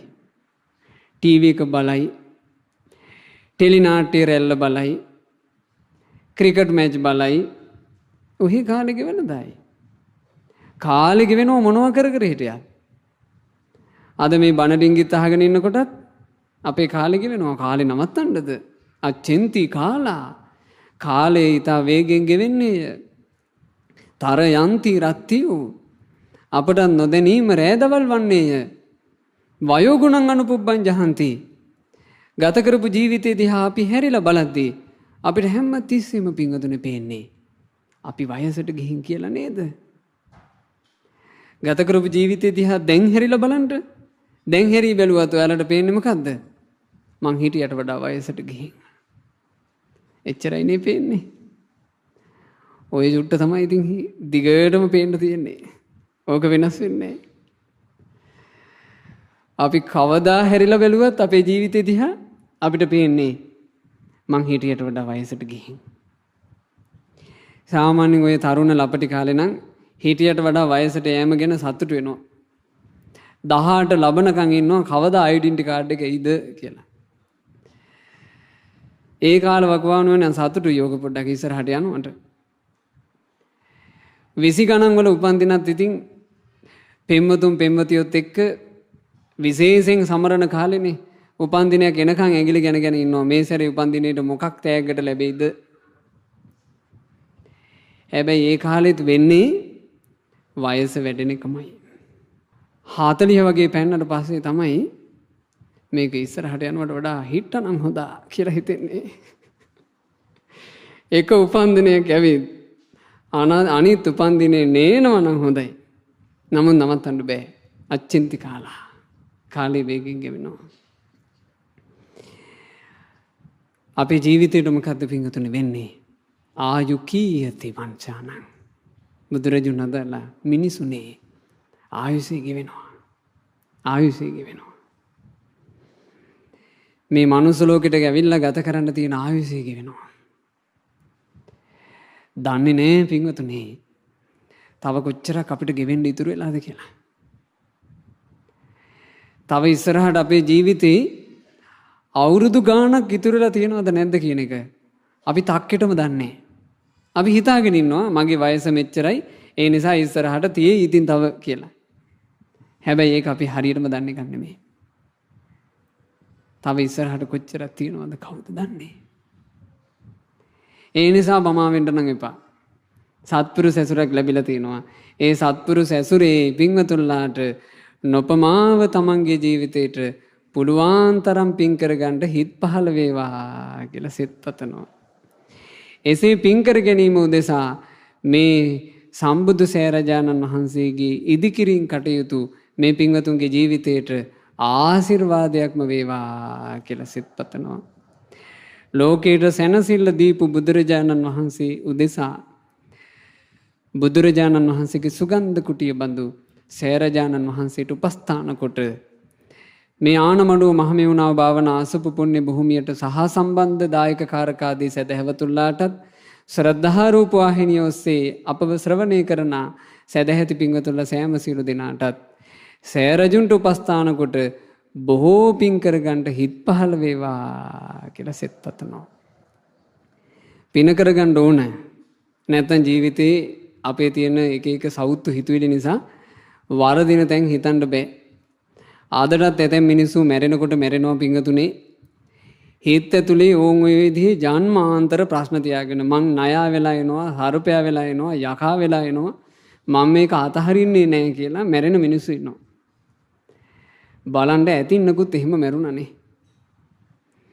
ඒ ඇතින් එදා පසේ බුදුරජාණන් වහන්සේලාට පළවෙල පූජා කළා. නැගිටලා ඔළුව බිමට පාත් කරගෙන ගියා. චද්දන්ත හස්තිරාජයා උත්සාහ කළා මේ ඇතින්නත් එක්ක පොඩ්ඩක් කතා කරන්න. බෑ ගස්සලා යනවා. හස්තිරාජයා දෙතුන් විටක් කිව්වා සොඳුරි පළවෙල නොකා ඉන්න එපා කන්ට. සොඳුරි මගෙන් මොන හරි වැරද්දක් වුණා නම් ඕක හිතේ පැසව තියාගන්න එපා. මට කියන්න මං සමාව ගන්නම්. සමාව ගන්න ලැහැත්තිද නැත? සමාව දෙන්න ලැහැත්තිද නැත? නොකනුබී හිටියා. කෙහෙට වුණා, ඇට ගැහුණා, ගොඩ ගන්න බැරි වෙන්න ලෙඩ වුණා. අන්තිමේ මාසයක් වගේ කාලයක් ඇතුලේ මිය පරලෝ ගියා. ඇයට තිබුණානේ පිංගුතුනි පටලවිච්චි ප්‍රාර්ථනාව. ඒ ප්‍රාර්ථනාව උතුමන්ට දම්පුදලා රැස් කර මේ හිත ඇතුලේ ඇති කරගත්ත පැතුමක්නේ. ඒක වැඩ කළා. ඈ ගිහින් උපන්නේ බරණැස් රජුරුවන්ගේ රජමාලිගාවේ. ඇගේ නම සුභද්‍රා. ඈ චූටි කාලේ ඉඳලා හැඩකාරියක්. ඈ අවුරුදු 16 වයසට එනකොට මුළු බරණැසම ඈව පරද්දන්න පුළුවන් හැඩකාරියක් නැති තරම් එච්චර ලස්සනයි. ඈව දකින්න ලැබුණා බරණැස් මහා රජුරවන්ට. රජුරු ඇගේ ළඟට ඇවිල්ලා ඇහුවා සොඳුරි තී සස්වාමිකද අස්වාමිකද? දෙවෙනි මා අස්වාමිකයි. සොඳුරි එහෙනම් මගේ අන්තපුරයට එන්න මං අදම ඔබව අගමෙහිසී බවට පත් කරනවා. රජුරුවෝ සුභද්‍රාවව අගමෙහිසී බවට පත් කළා. දැන් මුළු බරණැසම රජුරුවන්ගේ අග මෙහෙසිය ඇයයි. හැබැයි මේකේ කතන්දර ඊට වඩා ටිකක් වෙනස්. හරියට දැන් මේකේ රජුරුවෝ නිකන් අග මෙහෙසිටත් යටින් ඉන්න කෙනා වගේ. මොකද අග මෙහෙසි තමයි සම්පූර්ණයෙන්ම රජුරුවන්ව පාලනය කරන්නේ. රජුරුවෝ යමක් කරන්නේ අග මෙහෙසිගෙන් අහලා සොඳුරි මේක කළාට කමක් නැද්ද කියලා අහනවා. එතකොට ඈ එච්චර අනසක් පිහිටවන්න පුළුවන් තරම් ඇගේ ජීවිතේ තිබුණ අර රැස් කරගත්ත පිනත් එක්ක තේජසක්. හැබැයි ඇගේ හිත හැරිලා තිබුණේ නපුරට. ඈ දවසක් රෑ නින්දේදී ඇගේ තිබුණු හිතේ පැතුම පරිදි අර චද්දන්ත හස්තිරාජයව හීනෙන් දැක්කා. දැක්ක ගමන් ඔක්කොම ටික මතක් වුණා. මේ හස්තිරාජයා මගේ ඇඟට දිඹිකොටු දාපු එක නේද? මේ හස්තිරාජයා මට අර ලස්සන නිරුම නොදීපු එක නේද? මේ හස්තියා ගැන නේද මං හිතුවේ දල ටික කොහොම හරි ගෙන්න ගන්නවා කියලා. මං මේ හස්තිරාජයව තියන්නේ. ඕන් උදේ අවදි වුණා. අවදි වෙලා රජුරුවන්ගේ ළඟට ගිහින් කිව්වා දේවයිනි මට දොළ දුකක් උපන්නා. රජුරුව සන්තෝෂෙන් කියනවා ඉතින් ප්‍රියාදරී කියන්ට ඔයාගේ දොළ දුක මොකද්ද? මං රජෙක්නේ ඔයාගේ ඕන දොළ දුකක් මං සංසිඳවන්නම්. රජතුමනි හිමාලයට වෙන්න චද්දන්ත කියලා හස්ති රාජෙක් ඉන්නවා අඳුන් කොලක් වගේ අසූරිය නම් කොසයි. ඒකට තියෙනවා දිලිසෙන දල දෙකක්. මට වැද්දන්ව යවලා ඒ හස්තියාගේ දල ගෙන්න ගන්න ඕනේ. මට ඒක නොලැබුණොත් නම් මම මැරිලා යයි. රජතුමනි කොහොම හරි මේක කෙරෙන්න ඕනේ. රජුරෝ කිව්වා සොඳුරි වැඩේ නම් දුෂ්කරයි. නමුත් ඔයාගේ දොළ දුකක් සංසිඳවන්න නම් නොකර බෑනේ. අපි ඇද්දල කපන වැද්දන්ව ගෙන්නමු කිව්වා. ඕන දැන් රජාණන් අනබෙර ගස්සලා වැද්දන්ව ගෙන්නුවා මාලිගාවට. දැන් ඉතින් අර වැද්දෝ ඉන්නවා පොලිමේ. රජුරුවයි අගමෙහිසි පුටුවේ ඉන්නවා හොඳ වැද්දෙක්ව තෝරන්න. එනේන වැද්දා දිහා බලලා අර දේවී කියනවා නෑ මෙයා හරියන්නේ නෑ. අනිත් වැද්දා දැක්කම කියනවා නෑ මෙයත් හරියන්නේ නෑ. ඔය අතරේ ආව වැද්දෙක්. ඒ වැද්දාගේ නම සෝනුත්තර. ඒ වැද්දා අර පිරිස මැද්දෙන් මතු වෙනකොටම අර අගමෙහෙසීට පුටුවෙන් ටිකක් නැගිට වුණා. හොඳට බැලුවා වැද්දා දිහා. වැද්දාට හඬ නගලා කතා කළා එම්බල තා කවුද? මහදේවී මා සෝනුත්තර. සෝනුත්තර උඹ තමයි මේ වැඩේට සුදුසු කෙනා. උඹ ඵලයන් සෝනුත්තර. හිමාල වනයේ චද්දන්ත කියලා විලක් තියෙනවා. අහනවා දේවී ඔය චද්දන්ත විල කියන්නේ හිමාලයේ කොයි වගේ ප්‍රදේශයක තියෙන තැනක්ද? සෝනුත්තර 7 වෙනි කඳු වලල්ලේ ඇතුළට වෙන්නයි මේක තියෙන්නේ. ඒ කියන්නේ කඳු වලලු තිබිලා තියෙනවා පිංගතුනේ හිමාලයේ. කඳු වලලු 7කින් ඇතුලේ තමයි මේක තියෙන්නේ. ඒ කඳු වලලු 7න් මෙහා පැත්තට ගියාට පස්සේ 8000ක සේනාවක් එක්ක මහා අඳුන් කුලක් වගේ ලස්සන චද්දන්ත හස්තියක උඹට දකින්න ලැබෙයි. ඒ හස්තියාගේ රැස් විහිදෙන දල දෙක උඹට පෙනෙයි. අනිත් හස්තියන් අතරින් උඹට අඳුන ගන්න පුළුවන්. ආන්ගේ හස්තියව විද මරාපන්. ඒ හස්තියාගේ දල දෙක කපාගෙන අරගෙන වරින් සෝනුත්තර උඹට ධනෙ ලැබෙනවා කිව්වා. මේ සෝනුත්තර ඒ මහදේවීටයි රජුරවන්ට කිව්වා හිමාලයේ 7 වෙනි කඳු වලල්ලට යනවා කියන්නේ අවුරුදු 7කවත් වැඩක්. මහදේවී ඕන තරම් සුදු ඇත්තු ඉන්නවා. වෙන සුදු ඇතෙකුගේ දල හරියන්නේ නැද්ද කියලා ඇහුවා. කිව්වා බෑ සෝනුත්තර. මේ හස්තියාගේ දලම ඕන. සෝනුත්තර මේ වැඩේ කරුණොත් උඹට ධනය උඹ මේ වැඩේ කරන්න ඉදිරිපත් වුනේ නැත්තම් උඹ හිස කඳින් වෙන් කරනවා කිව්වා. දැන් සෝනුත්තර කරන්න දෙයක් නැහැ. වැඩේ බාරගත්තා. වැඩේට උවමනා කරන ඔක්කොම ආම්පන්න ටික රජ මන්දිරෙන් ලැබුණා.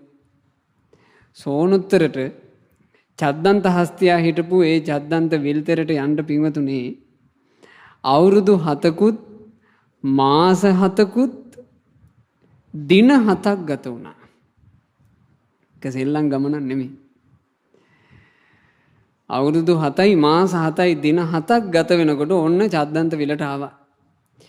චද්දන්ත විල ළඟ පඳුරකට හැංගිලා සෝනුත්තර බලාගෙන හිටියා මේ විලට එන යන කට්ටිය. එතකොට දකින්න ලැබුණා මහා හස්ති සේනාවක් එක්ක අර චද්දන්ත හස්ති රාජයා එනවා. ජල ක්‍රීඩා කරලා ආපහු එරලා යනවා.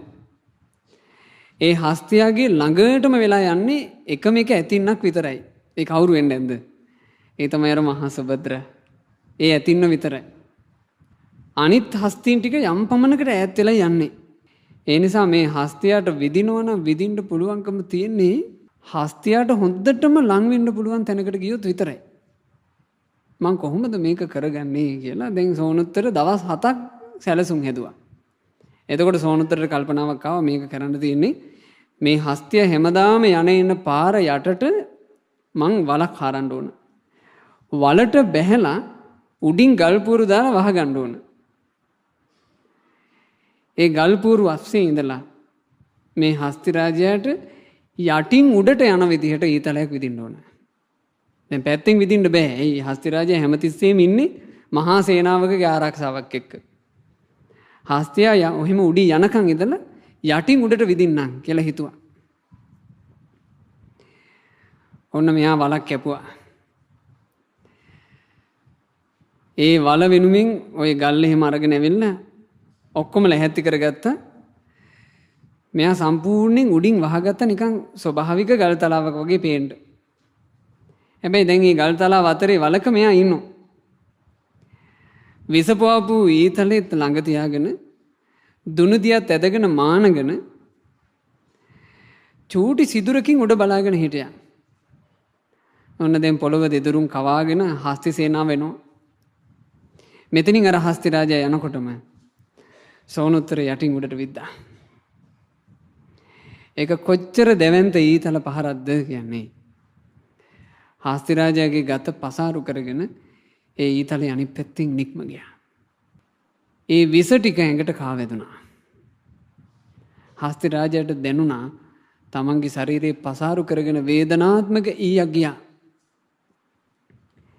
මගේ ඇත් සේනාවට අනතුරක්. තව කවුරු විදින්න ඉන්නවද දන්නේ නැහැ කියලා. හස්ති රාජයා කුංචනාදයක් කළා. මගේ දරුවනේ පැනගනින්නලා මෙතන හතුරෙක් ඉන්නවා කියලා. එතකොට අර 8000ක් වූ මහා හස්ති ටික 8 දිශාවකට පැනලා ගියා කියනවා. අර මහා සුභද්‍රා කියන ඇතින්නේ විතරක් මේ හස්ති රාජයාගේ ළඟ එහෙම නැවතුණා. දැන් හස්ති රාජයාට තේරෙනවා මේ ඉන්නේ ලෙන්ගතුකමටයි. ඒ වුණාට මේ සතුරු ඉන්න තැනක්. මම ඉන්න සුදුසුද නෙවෙයි. මගේ ජීවිතේටත් අනතුරයි. හස්ති රාජයා කවදාවත් කතා කරලා නැති රළු වචන වලින් සැරට කතා කළා. මහා සුභද්‍රා දැන් එකපාරක් කීපු දෙය ඇහුන්නේ නැන්ද? මා කීවේ පලා යන්න කියලායි. වහා මෙතනින් පලා යව කිව්වා.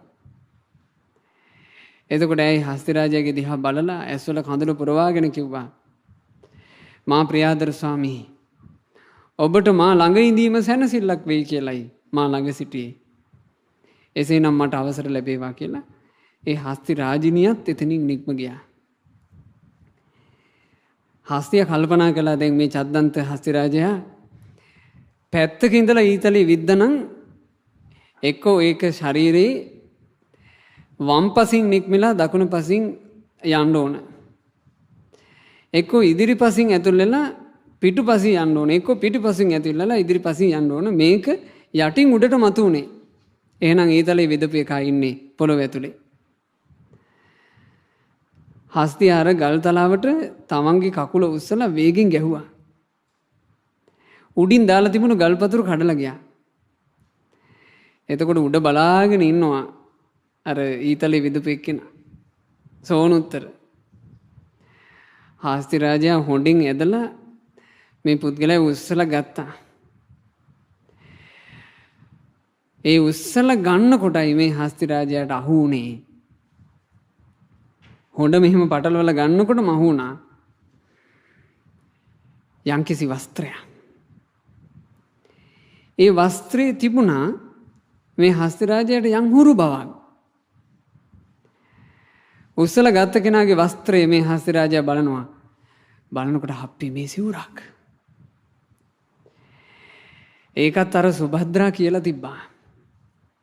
සුභද්‍රා කියලා තිබ්බ සෝනුත්තරට උපාය විදියට සෝනුත්තර ඔය හස්ති රාජයා ලේසි පහසු කෙනෙක් නෙමෙයි. ඔය හස්ති රාජයාව මෙල්ල කරන්න බෑ, দমনය කරන්න බෑ. කිපුණොත් එහෙම ඔක්කොම සුණු විසුණු කරනවා. සෝනුත්තර හැබැයි පසේ බුදුරජාණන් වහන්සේලා කියන සිවුරු දරනා උත්තමයෝගේ ළඟ ඔය හස්ති රාජයා 16ක් වගේ ඒ නිසා උඹ සිවුරක් පුරවාගෙන ඵලයන් කියලා කියලා තිබ්බා. බලන්න පිංගතුනේ පවිටෝ දල කපණ්ඩත් සිවුරු පුරව ගත්තා අතීතෙත්. අතීතෙත් පවිටෝ දල කපණ්ඩත් සිවුරු පුරව ගත්තා. ඉතින් එහෙවගේ සමහර වෙලාවට අද ඔය ඇතැම් වෙලාවට අපිට සිවුරු පුරව ගත්ත උන්වහන්සේලාගෙන් අකටයුතුකම් දකින්න ලැබෙනකොට අපි ඒවට කම්පිත විය යුතුද? අතීතෙත් ඉතින් ඒ වගේ ලාමක අදහස් වලින් ඇඟට සිවුරු දාගෙන ඉඳලා තියෙනවනේ. ඇදලා අරගත්තා. එක පාර පාගන්න කියලා තමයි ගත්තේ. හැබැයි මේ තමන්ට විදපු පුද්ගලයාගේ ළඟ ඇඟේ දවට ගත්ත සිවුරක් තියෙනවා. මේ පුද්ගලයා හීන වුණත් සිවුර උතුම්. ඒ හස්තිරාජයා ඉදිරි දන දෙක නවලා අර සිවුරට වැඳා. සිවුරට වැඳලා ඒ හස්තිරාජයා කිව්වා අනික්කසාවෝ කාසාවං යෝවත්තං පරිදහෙස්සති අපේතෝ ධම්ම සච්චේන නසෝකාසාව මරහති. කෙලෙස් කසට සහිත වංචනිකයෙක් මේ උතුම් සිවුර ගත දවටාගෙන සිටියත් සුදුසු නැහැ. ඔහු සුදුසු නැහැ මේ උතුම් සිවුරට. ඔහුගේ අභ්‍යන්තරයේ කෙලෙස් කසට නම් තියෙන්නේ මේ පූජනීය සිවුර ඔහුගේ සිරුරට නොගැලපේ. යෝචවන්ත කසාවස්ස සීලේසු සුසමාහිතෝ උපේතෝ ධම්ම සච්චේන සවේකාසාව මරහති. යම්කිසි උතුමෙක් තුළ සීලේ තිබේ නම්, දමනය වෙච්ච හිතක් තිබේ නම්, ගුණධර්මයන්ට බොහෝ ආසා නම්, සීල සමාධි ප්‍රඥා වඩන ආන්ගේ බඳු උතුමුන්ටයි මේ සිවුර ඉතා සුදුසු. ඒ බඳු උතුමෙකුගේ සිරුරට සිවුර මනාව ගැලපේ. ඒ හස්තිය එහෙම කිව්වා. හස්තිය දැන් අර තමන්ගේ හිතේ තිබුණු යම්කිසි නොමනාපයක් කේන්තියක් තිබ්බද ඒක දුරු කරගෙන ඉවරයි. හස්තිය කියනවා එම්බා වැද්ද ඔබ මට විද්දා මං ඔබට සමාව දෙනවා. බලන්නේ හස්තිය ළඟ තිබ්බ මොකද්ද? සමාව දීම අතහැරියා. එක සැනින් අතහැරියා. තමන්ගේ කය පසාරු කරගෙන යන්න ඊතලයක් විද්ද ඒ පුද්ගලයාට ඒ හස්තිය සමාව දීලා ඉවරයි. ඔබ මට විද්දා නමුත් මං ඔබට සමාව දෙනවා. වැද්ද මට කියපන් ඇයි උඹ මට විද්දේ? උඹ මෙච්චර අවදානමක් අරගෙන මේ වෙනම උපායක් යොදලා මටම විද්දේ මගෙත් එක්ක උඹට මොකද තියෙන තරහ? එතකොට මේ වැද්දා බීතියෙන් වෙවුල කියනවා අනේ හස්ති රාජය මට ඔබෙත් එක්ක කිසිම තරහක් නැහැ. මම මේ කරන්නේ බාරගත්ත වැඩක්. මදු රජුරුවන්ගේ සුභද්‍රා දේවියට දොළ දුකක් ඇවිත් ඔබගේම දල දෙක ඕන කියලා. ඒ සුභද්‍රා දේවියයි සිවුරකුත් පොරවගෙන ඵලයන් කියලා මා වෙව්වේ. මේ වැඩේ මා නොකළොත් එහෙම මාව හිස කඳින් වෙන් කරලා මරලා දානවා කියලා මට තර්ජනය කළා. ඒ නිසායි මම මේ වැඩේ පටලැවුනේ. අනේ හස්තිරාජේ අනේ ස්වාමී මට සමාව දෙන්න කිව්වා. එතකොට මේ හස්තිරාජයා වේදනාවකුත් දරාගෙන තමන්ට කතා කරන්න පුළුවන් උප්පරිම මියුරු වචන වලින් කතා කළා. හස්තිරාජයා කියනවා වැද්ද උඹේ නම මොකද්ද? ස්වාමී මා සෝනුත්තර. එසේනම් සෝනුත්තර පවිටු ස්ත්‍රියක් ඔබ පොළඹවලා නොවේ මගේ දල අරගෙන යන්න. එසේනම් ඉතින් මගේ දල අරගෙන ඵලයක්. මේ දල දෙක අත්හරින්න වෙන එකේ මං කොහොමද දැන් දල පූජා කරනවා. මගේ ශරීරයේ සරසන යම් උතුම් දල දෙකක් ඇද්ද? ඒ උතුම් දල දෙක මම පූජා කරනවා. සෝනුත්තර හොඳට මතක තියාගනින්. මේ මතක තියාගෙන ගිහින් ඒ පවිතු ස්ත්‍රියවට කියපන්. මම මේ දල දන් දෙන්නේ මගේ දල දෙක ගැන මට ආදරයක් නැතුව නෙමෙයි. මං දල දෙකට ආස නැතුවත් නෙමෙයි. මම මේ දල දෙකට ගොඩාක් ආසයි. මම මේ දල දෙකට ගොඩාක් ප්‍රියයි. හැබැයි මේ දල දෙකට වඩා මං සර්වඥතා ඥානය කියන උතුම් දලයටයි කැමති. ඒ නිසා ඒ උතුම් දල කැමතිව අමා නිවන් පතාගෙන මේ දල දන් දුන්නා කියා ඔය පවිතු ස්ත්‍රියට කියපන්. දැන් සෝනුත්තර මේ දල දෙක කපාගෙන අරගෙන ඵලයන් කියලා මේ මහා විශාල හස්තියනේ. මෙයා සම්පූර්ණයෙන්ම දල කපා ගන්න පුළුවන් මට්ටමට නැමුණා.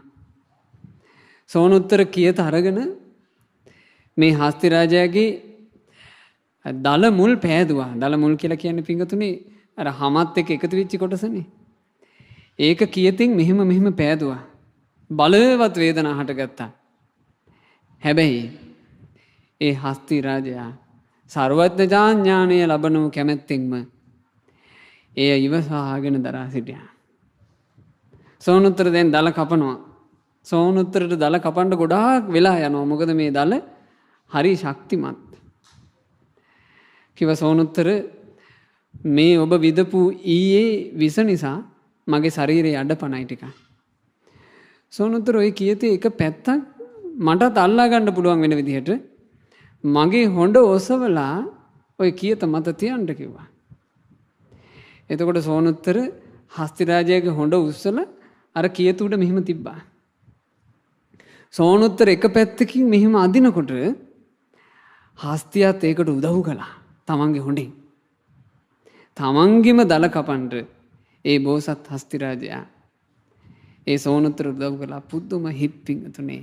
ඒ බඳු පුදුම හිත් සෞඛ්‍යලෙස නසා සංසාර කතරින් එතෙර වුණා. ඒ තමයි සුන්දර හිත් පිංගතුනේ. තමන්ගේ දල කපන දැන් බුදුරජාණන් වහන්සේ කකචූපම සූත්‍රයේදී වදාලා නේද? තමන්ගේ සිරුර කියතකින් යමයි කපද්දී ඒ කියතින් කපන කෙනා ගැනත් වෛරයක්, ක්‍රෝධයක්, නොමනාපයක් ඇති කරගන්නට යමෙක් පෙළඹෙන්නේ නැත්නම් තමන්ගේ සිරුර කියතින් කපන කෙනාටත් මෙත්සිත වඩනවා නම් ආන් ඒ කෙනා තමයි මාගේ අනුශාසනාව කරන්නේ කියලා බුදුරජුන්ගේ අනුශාසනාවක් තියෙනවා. ඒ බුදුරජාණෝ ඒ අනුශාසනාව කළේ සංසාර ගමනේ මහා බෝධිසත්වය විදිහට ඒ වගේ දුෂ්කර දේවල් කරලා කරන්න බැරි එකක් කිව්ව නෙමෙයි. ප්‍රායෝගික නැති එකක් කිව්ව නෙමෙයි. උන්වහන්සේ දල කපන කෙනාට දල දෙක කපලා දෙන්න තමන්ගේම හොඬින් වෑයම් කළා. සෝනුත්තර දල දෙකම කැපුවා. කපපු දල දෙක මෙහිම බිම වැටිලා තියෙනවා පේනවා. හස්ති රාජයා කිව්වා සෝනුත්තර ওই දල දෙක උස්සලා මගේ හොඬ මතින් මට අල්ලගන්න පුළුවන් වෙන්න තියන්න කිව්වා. මොකද හස්තියට ඒක කරගන්න බෑ මේ වෙද්දි අඩපණයි. සෝනුත්තර දල දෙක උස්සලා ගත්තා. දිලිසෙන දල දෙක හස්තියගේ හොඬ මත තිබ්බා. හොඬින් දල පටලවාගෙන මේ හස්ති රාජයා සෝනුත්තරගේ අතට ඇස් දෙක පියාගෙන දෙනවා. මේ වාගේ දල යුග්මය දන් දීම මට සර්වඥතා ඥානය පසක් කරගන්නට හේතු සම්පත්තියක් වේවා කියලා දන් දුන්නා. ඉතින් සෝනුත්තර මේ දල දෙක අරගත්තා. බරම බර දල දෙකකුත් අරගෙන තමයි දැන් සෝනුත්තරට යන්න තියෙන්නේ. ඇහුවා හස්ති රාජයා සෝනුත්තර නුඹට මේ පර්වත වලලු 7 ඉක්මවා චද්දන්ත විල්තරට එන්න කොච්චර කල් ගියාද? ස්වාමී අවුරුදු 7කුත් මාස 7කුත් දින 7ක් ගත වුණා. සෑහෙන කල් ගියා. දැන් මේ දලබරත් උස්සාගෙන මට ඊට වඩා කල් යාවේ. කිව නෑ සෝනුත්තර ඔබ පිට වෙන්න. මම මේ දල දන් දීපු දානමය පිනේ ආනුභාවයෙන්ුත් ඔබ ගැන මගේ තියෙන මෙත්සිතේ ආනුභාවයෙන්ුත් ඔබට දින 7ක් ඇතුලේ බරණැස් රජමාලිගාවට යන්න ලැබේවා. විස්මිත හිත් පිංගතුනේ. විස්මිත හිත්. තමන්ට කෙනෙහිලිකම් කරන්න එන කෙනාටත් සෙත් පතන විස්මිත හිත් ආස කරන්න පින්වතුනි එහෙම හිත්තරට. ආස කරන්න එහෙම හිත්තරට. මේ ජීවිතය ඇතුලේ ලස්සන කරගන්න අමාරුම තැන තමයි හිත. මිනිස්සු වැඩි කොටසක් අත නොගහන තැන තමයි හිත ලස්සන කර ගැනීම. කල්යාණ මිත්‍රයන්ගේ බණපද ඇහෙන ඔයාලා අපිවත් උත්සාහයක් ගමු හිත ලස්සන කරගන්න. හිත ලස්සන වුණොත් ජීවිතේ ගොඩාක් ලස්සනයි. හිත ලස්සන කරගෙන ගත කරන ජීවිතේ කවදාවත් කැත වෙන්නේ නැහැ. ගත කරපු ජීවිතය ගැන අපිට හැරිලා බලන්න වෙනවා. ඒක අනායාසයෙන් වෙන එක. ගෙව් ජීවිතේ දිහා හැරිලා බලනකොට තමන් ජීවත් වුණේ කොහොමද කියන එකමයි අපිට හැමතිස්සෙම පේන්නේ. අපිට ඒකට කොලේ වහන්න පුළුවන් කමක් නැහැ. අපි යම් විදිහට කායික ක්‍රියා කළාද ඒ විදිහටම පේනවා. යම් අදහස් වලින් නම් ඒව කළේ ඒ විදිහටම පේනවා.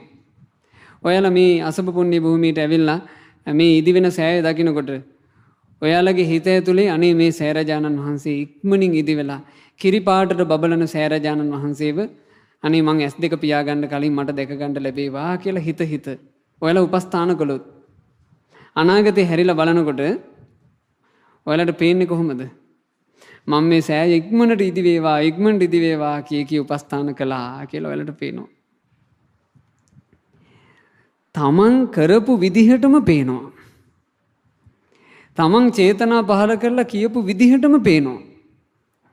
තමන් චේතනා පහල කරලා හිතපු විදිහටම පේනවා. තමන්ගේ කර්මය තමන්ට පේනවා. ඒ කර්මය පේන්න ගන්නකොට පින්වතුනි අපේ ඇස්වලට අනායාසයෙන් සතුටු කඳුළු එන තරම් ලස්සන දේවල් ටිකක් නම් අපිට පේන්නේ ජීවිතේ කොච්චර සැපද? ජීවිතේ කොච්චර සුවදායකද? හොයන ධන සම්පත් වලින් සතුටු වෙන්න පුළුවන් බොහොම පොඩි කාලයයි. ධන ආකාරයක් මැද්දේ සතුටක් නැති ජීවිතයකටයි අපි මේ යන්නේ. තරුණ කාලේ ධනයෙන් සතුට තිබ්බට පින්වතුනි ඔත්පල වෙලා බැරි ගහන කාලවල ධන ආකාරයක් මැද්දේ හිටියත් ඒ ධන සම්පත්තියෙන් සතුටක් නැහැ. බොහෝම ධනවත් නිරූපිකාවක් පිළිකාවකට ගොදුරු වුණා. ඒ නිරූපිකාවට පිළිකා රෝගයේ හේතුවෙන් ඇගේ ලස්සන හැඩ ශරීරේ විකෘති වුණා. ඇගේ දිගම දිග කෙස් කලඹ කපලා අයින් කරන්න උනා. ඇයට ජීවිතේ සම්බන්ධයෙන් වෛද්‍යවරු දින නියමකුත් කළා. ඔබට තව තියෙන්නේ මාසයක් වගේ පොඩි කාලයයි කියලා. ඒ මාසය ඇතුලේ වුණත් ඇය ජීවත් වෙනවා නම් වෛද්‍යවරු නිරතුරු කරන ප්‍රතිකාර මැද්දේ ඇඳක ඇයට ඉන්න උනා. ඇය ඇඳේ ඉඳිමින් ඇගේ ඩයරි අරගෙන දිනපොත අරගෙන ඇය ලිව්වා යම් සටහනක්. මට තියෙන්නේ ලෝකේ ධනවත්ම මිනිස්සු පදින බොහොම වටිනා සුඛෝපභෝගී රථයක්. ඒ දැන් මාගේ රථය රෝදපුටුවයි. මට තියෙන්නේ ලෝකේ ධනවත්ම මිනිස්සු පරිභෝග කරන හොඳ කොට්ටමෙන්ට දැමු සුව පහසු ඇඳක්. ඒත් දැන් මාගේ යහන දැඩි සත්කාර ඒකකේ ඇඳයි. මට තියෙන්නේ ලෝකේ මිල අධිකම ඇඳුම් පැළඳුම්. ඒත් දැන් මාහට තියෙන්නේ මේ රෝහලෙන් නියම කරන එක් සරල ඇඳුමක් විතරයි. මා සතුව ඊටාම වටිනා මිල අධික රූපලාවන්‍ය උපකරණ තිබේ. ඒත් දැන් මාහට ඒ රූපලාවන්‍ය උපකරණ වලින් සරසන්ට හැකි ලස්සන නිරෝගී රුවක් නැත. ඇයි බඳු සටහනක් ලිව්වා. ඔය වගේ සටහනක් ලියන තැනකට තමයි පිංගුතුනේ අපේ ජීවිතය යන්නේ. ධනයෙන් සතුටක් තියෙයි චුට්ටක් හොඳට ඉන්නකම්. හැබැයි ඒ සතුට හැමදාම තියෙන්නේ. දේපල වස්තුවෙන් සතුටක් තියෙයි චුට්ටක් හොඳට ඉන්නකම් හැමදාම තියෙන්නේ. අපේ වටේ ඉන්න පිරිසෙන් සතුටක් තියෙයි ඔය පොඩ්ඩක් හොඳට ඒ කට්ටියත් එක්ක ප්‍රීතියෙන් ඉන්න පුළුවන්කම තියෙනකන්. ඒකත් හැමදාම තියෙන්නේ. හැබැයි ඔයාලගේ ළඟ තිබ්බොත් එහෙම ගුණධර්ම උපදව ගැනීමේ සතුට ඒක පින්වතුනි බැරි ගැහිලා ඇස් දෙක පියා ගන්නකන් තියෙනවා. මේ ජීවිතය ඇතුලේ සමාව දෙන්න අමාරු තැන්වලත් සමාව දුන්නා කියලා ඔයාලට ඔයාලව පේනවා නම් ඒ සතුට පණකෙන්ද තියෙනකම් මැකෙන්නේ. මගේ ළඟට සමාව ඉල්ලගෙන ආපු අයට සමාව දෙන්න අමාරු අවස්ථාවලත් මං සමාව දුන්නා කියන සතුට ජීවිතේ පණකෙන්ද තියෙනකම් මැකෙන්නේ. දැන් බලන්න අර ස්ත්‍රියාවකට සමාව දෙන්න බැරුව චද්දන්ත හස්තියා ගැන වෛර බැඳගෙන හස්තියාගේ දල දෙකත් කොහොම හරි ඉතින් කප්පෝ ගත්තා. සෝනුත්තර දල දෙකත් අරගෙන පිටත් වුණා. ඒ හස්ති රාජයාගේ මෛත්‍රී ආනුභාවයෙන් හස්තිරාජයා දලදන් දීපු පිනේ ආනුභාවයෙන් සෝනුත්තරට දින 7ක් ඇතුලේ රාජමාලිගාවට ඒ ගන්න පුළුවන් වුණා කියනවා. සෝනුත්තර නිත්මානී නොපිනී යනකොටම ඒ හස්තිරාජයා අන්තිම හුස්ම හෙළුවා. ඒ මහා හස්තිරාජයා අනික 8000ක් වූ හස්ති පිරිවරගේ මහා ශෝකී කුංචනාද මැද්දේ අවසන් ගමන් ගියා. ඉන් දවස් 7ක් ගත වෙනකොට ඔන්න සෝනුත්තර දල දෙකත් අරගෙන සුභද්‍රා දේවීගේ මාලිගාවට ඇවිත් සුභද්‍රා දේවිට ආරංචි වුණා. ඔන්න අවුරුදු 7කට පස්සේ සෝනුත්තර කියන වැද්දා තමන්ගේ දොළ දෙක සංසිඳවන්ට දල අරන් ඇවිල්ලු. සේවකයන්ට කිව්වා ගේන්න කියපල්ලා ඒ දල. ඒ දිලිසෙන දල මට දකින්න ඕන. ඈ පුටුවේ වාඩි වුණා. සෝනුත්තර මහා දල දෙකත් උස්සගෙන එනවා. ඒ දල දකිද්දී මෑට ඇඬුණා. අපි මේ දල දෙක දරාගෙන හිටපු සුන්දර හස්තියා මිය පරලෝ ගියාද? ඇයට ඇඬුණා. සෝනුත්තර දන ගහගත්තා. අර දිලිසෙන දල දෙක ඇයගේ ඔඩොක්කුවේ තියෙන ගමන් සෝනුත්තර ඉක්කි ගගහ අඬාඬ කිව්වා ඇයි දේවී මේ වගේ පවකමාව පටලෙවේ? තිරිසනෙක් වුණත් උතුම් හස්තිරාජේ. ඒ උතුම් හස්තිරාජයාගේ මෙත් සිතේ බලෙන් අවුරුදු 7ක් ගියපු ගමන මං දවස් 7කින් ආවා. එහෙව් හස්තියෙකුගේ දිවි තොර කරනවා කියන පවිටු වැඩේට ඇයි මාව සම්බන්ධ කරගත්තේ? ඕන් මහදේවීගේ දල දෙක තියාගන්න එකයි ඇත්තේ. එහෙම කියලා සෝනුත්තර බොහොම වේදනාවෙන් නැගිට්ටා. ඇයි ඒ දල දෙක දිහා බලාගෙන හිටියා.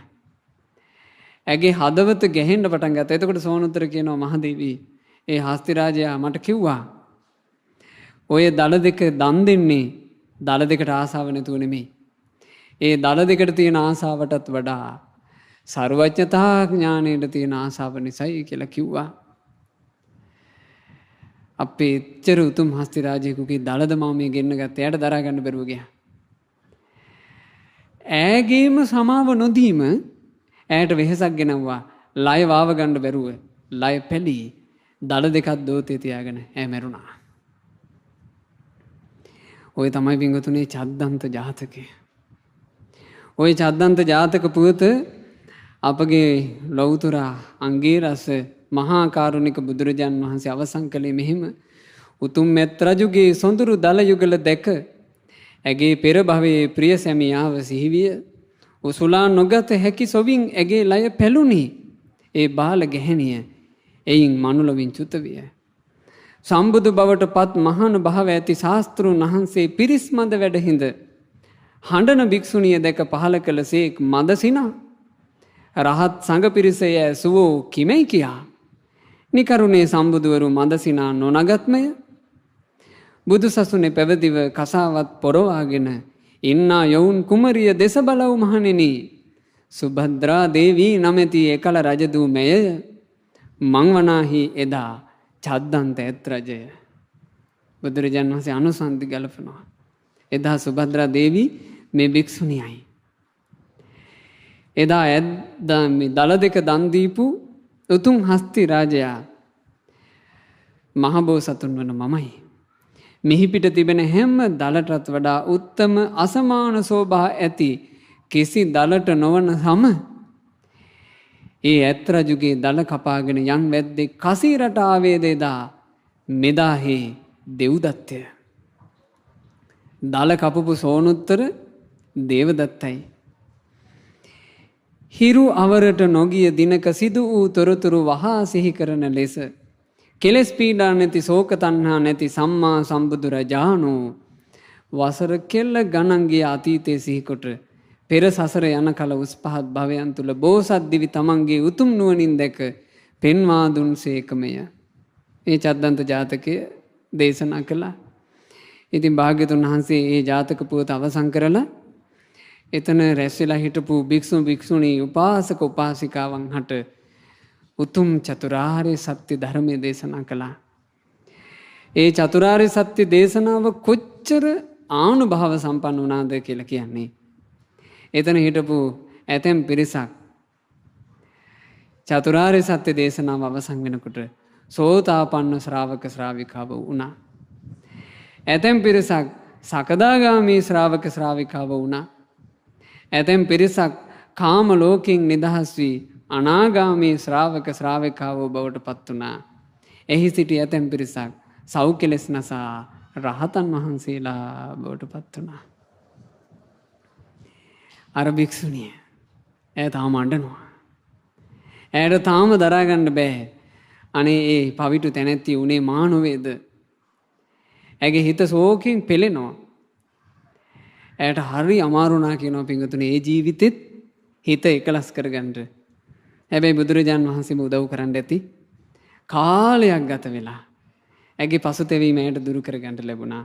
ඇයත් මේ ගෞතම සාසනයේ අරහත් උත්තමාවියක් බවට පත් වෙලා සසරින් නිදහස් වුණා. ඉතින් තේරුම් අරගන්න මේ කතා පුවතින් සමාව නොදීමේ රළු හිත අපිව කොච්චර වෙහෙසට පත් කරනවද? එකම එක සමාව දීමකින් ඒ ප්‍රශ්නය කොච්චර ලස්සනට විසඳන්න තිබ්බද? අර දිමිගොට්ට වැටෙනකොටම සමාව දුන්නන මෙහෙම කතාවක් නැහැ. අර මල දෙනකොටම සමාව දුන්නන මෙහෙම කතාවක් නැහැ. ඒ නිසා පින්වතුනි හිත ඇතුලේ ඇති කරගන්නේ විස්මිත දස්කම. මොකක්ද ඒ දක්ෂකම? තමන්ගේ වැරද්දක් තියෙනවා නම් නිහතමානීව සමාව ගන්න පුළුවන් දක්ෂතාවයක් හදන්න. සමාව ගන්න. තමන් වැරදි කරලා නම් සමාව ගන්න. ඒකට පැකිලෙන්න එපා. ඒ තමන්ගේ වැරද්දක් නම් අනික් කෙනා සමාව දුන්නත් එකයි නැතත් එකයි සමාව ගන්න. ඔය සමාව ගන්නවා කියන එක මට වචනෙන් කියලා පිට කරන්නලා ලේසි සමාව ගන්නට කියලා. මං සමාව ගන්නවා කියන එක කියා ගන්නවා කියන එක නම් ඒක නම් ඉබ්බක්ගෙන් පිහාටු ගන්නවා වගේ හරි දුෂ්කර වැඩක් බව තේරෙවි. හැබැයි ඒ දුෂ්කර දේ කරගන්න දුෂ්කර දේ කරගත් අය තමයි සංසාර කතරින් එතරට වැඩි. සමාව දෙන්නත් දක්ෂ වෙන්න ඕනේ. යම්කිසි කෙනෙක් ඔබට ගොඩාක් කෙනෙහිලි කරලා වුණත් ඔබ ළඟට ඇවිල්ලා සමාව අදිනෝ නම් අනේ වෙච්ච වැරද්දට සමාව දෙන්න කියලා එක මොහොතකින් සමාව දෙන්න පුළුවන් හිතක් හදන්න. ඒක ජීවිතේට විශාල සැනසෙල්ලක් වෙයි. අවසාන කතාව. අපි මහා එරුදිමත් මහා මොග්ගල්ලාන මහා රහතන් වහන්සේ ලක්කන කියන මහතෙරුන් වහන්සේත් එක්ක ගිජ්ජකූට පර්වතයෙන් පහළට බහිනකොට එක්තරා ප්‍රේතෙක්ව දැක්කා. යොදුන් ගානක් විශාලයි මේ ප්‍රේතයා. ඒ ප්‍රේතයාගේ මුළු ඇඟම ගිනි ගන්නවා. ගිනි ගන්න ඇඟේ මස් භූත ගිජුළු හිණි ඇවිල්ලා කඩ කඩ කනවා. එහෙට ඇඹරි ඇඹරි මෙහෙට ඇඹරි ඇඹරි වේදනාවෙන් කෙඳිරි ගන්නවා මේ ප්‍රේතයා. ඒ ප්‍රේතයාට කිව්වා අජගර ප්‍රේතයා කියලා. මොකද මේ ප්‍රේතයාගේ නම? අජගර ප්‍රේතයා. ওই ප්‍රේතයා හිටියේ මේ රජගහ නුවර ගිජ්ජකූට පර්වතයේ ඔය අහසේ. සමහරවිට පිංගුතුනේ මේ බණ කතාව අපි අද කියනකොට අදටත් ඇති අහසේ. වේදනාවෙන් කෙඳිරි ගගා වේදනාවෙන් විලාපතීතිය මේ ප්‍රේතයා ඉන්නවා.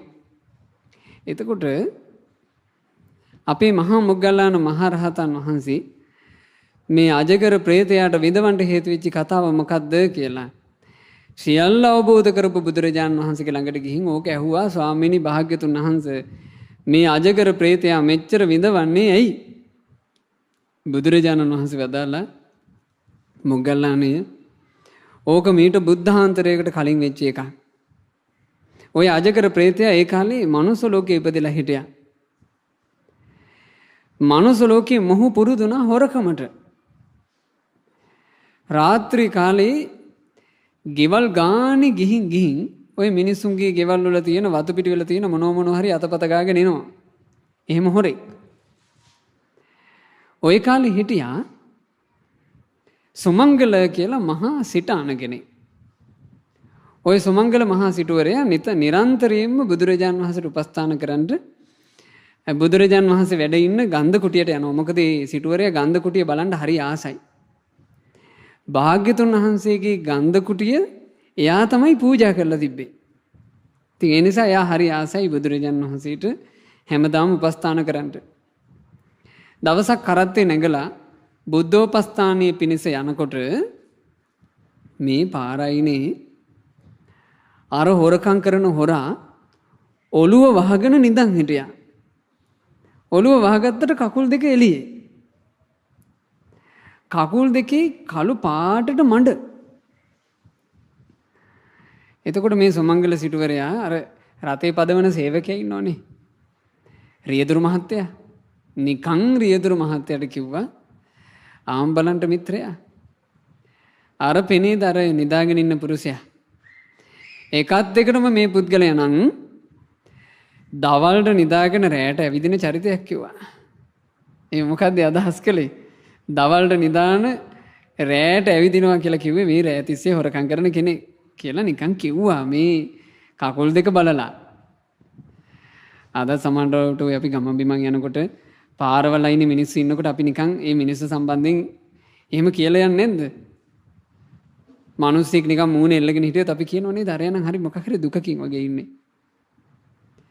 එක්ක මේ වෙන මොකක් හරි කල්පනාවක වගේ නේද ඉන්නේ. අපි ඔහොම කියනෝනේ. ඒ වගේ නිකන් කිව්වේ. දැන් අද කාලේ නම් අපි ඔය යන වාහනවල ගොඩක් මේ වහගන්න පුළුවන් වීදුරු තියෙනවනේ. එදා කරත්තේනේ කියපු එක ඇහුණා. මේක කොහොමත් හොරානේ නිදාන හිටියත් හොරට. ඇහුණා කියපු එක. මේ සුමංගල සිටුවරයා පොඩ්ඩක් ඉස්සරහට යනකොට අර වහගෙන හිටපු ඔළුව ඈත් කරලා බැලුවා කවුද මේක කිව්වේ කියලා. උඹ නේද? රැයට ඇවිදින දවල්ට නිදන මගේ වැඩ මම උඹට පෙන්නන්න. බැඳගත්තනේ වෛරයා. එදායින් පස්සේ සුමංගල සිටුවරයාගේ කුඹුර අස්වනු පීදෙනවා බලාන ඉඳලා හෙට අස්වනු කපන්නේ කියලා තියෙද්දි 7 වතාවක් ගිනි තිබ්බා. සුමංගල සිටුවරයාගේ හරක් පට්ටියට පැනලා ඒ හරක් පට්ටියේ එළදෙන්නුන්ගේ කකුල්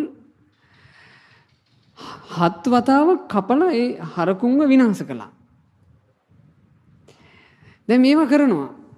සුමංගල සිටුවරයාට තිබුණු ගෙදර සිටුවරයා නැති වෙලාවල් වල 7 වතාවක් ගිනි තියන්න උත්සාහ කළා. ඒ ගෙදෙට්ට සැහෙන අලාභහානි වුණා.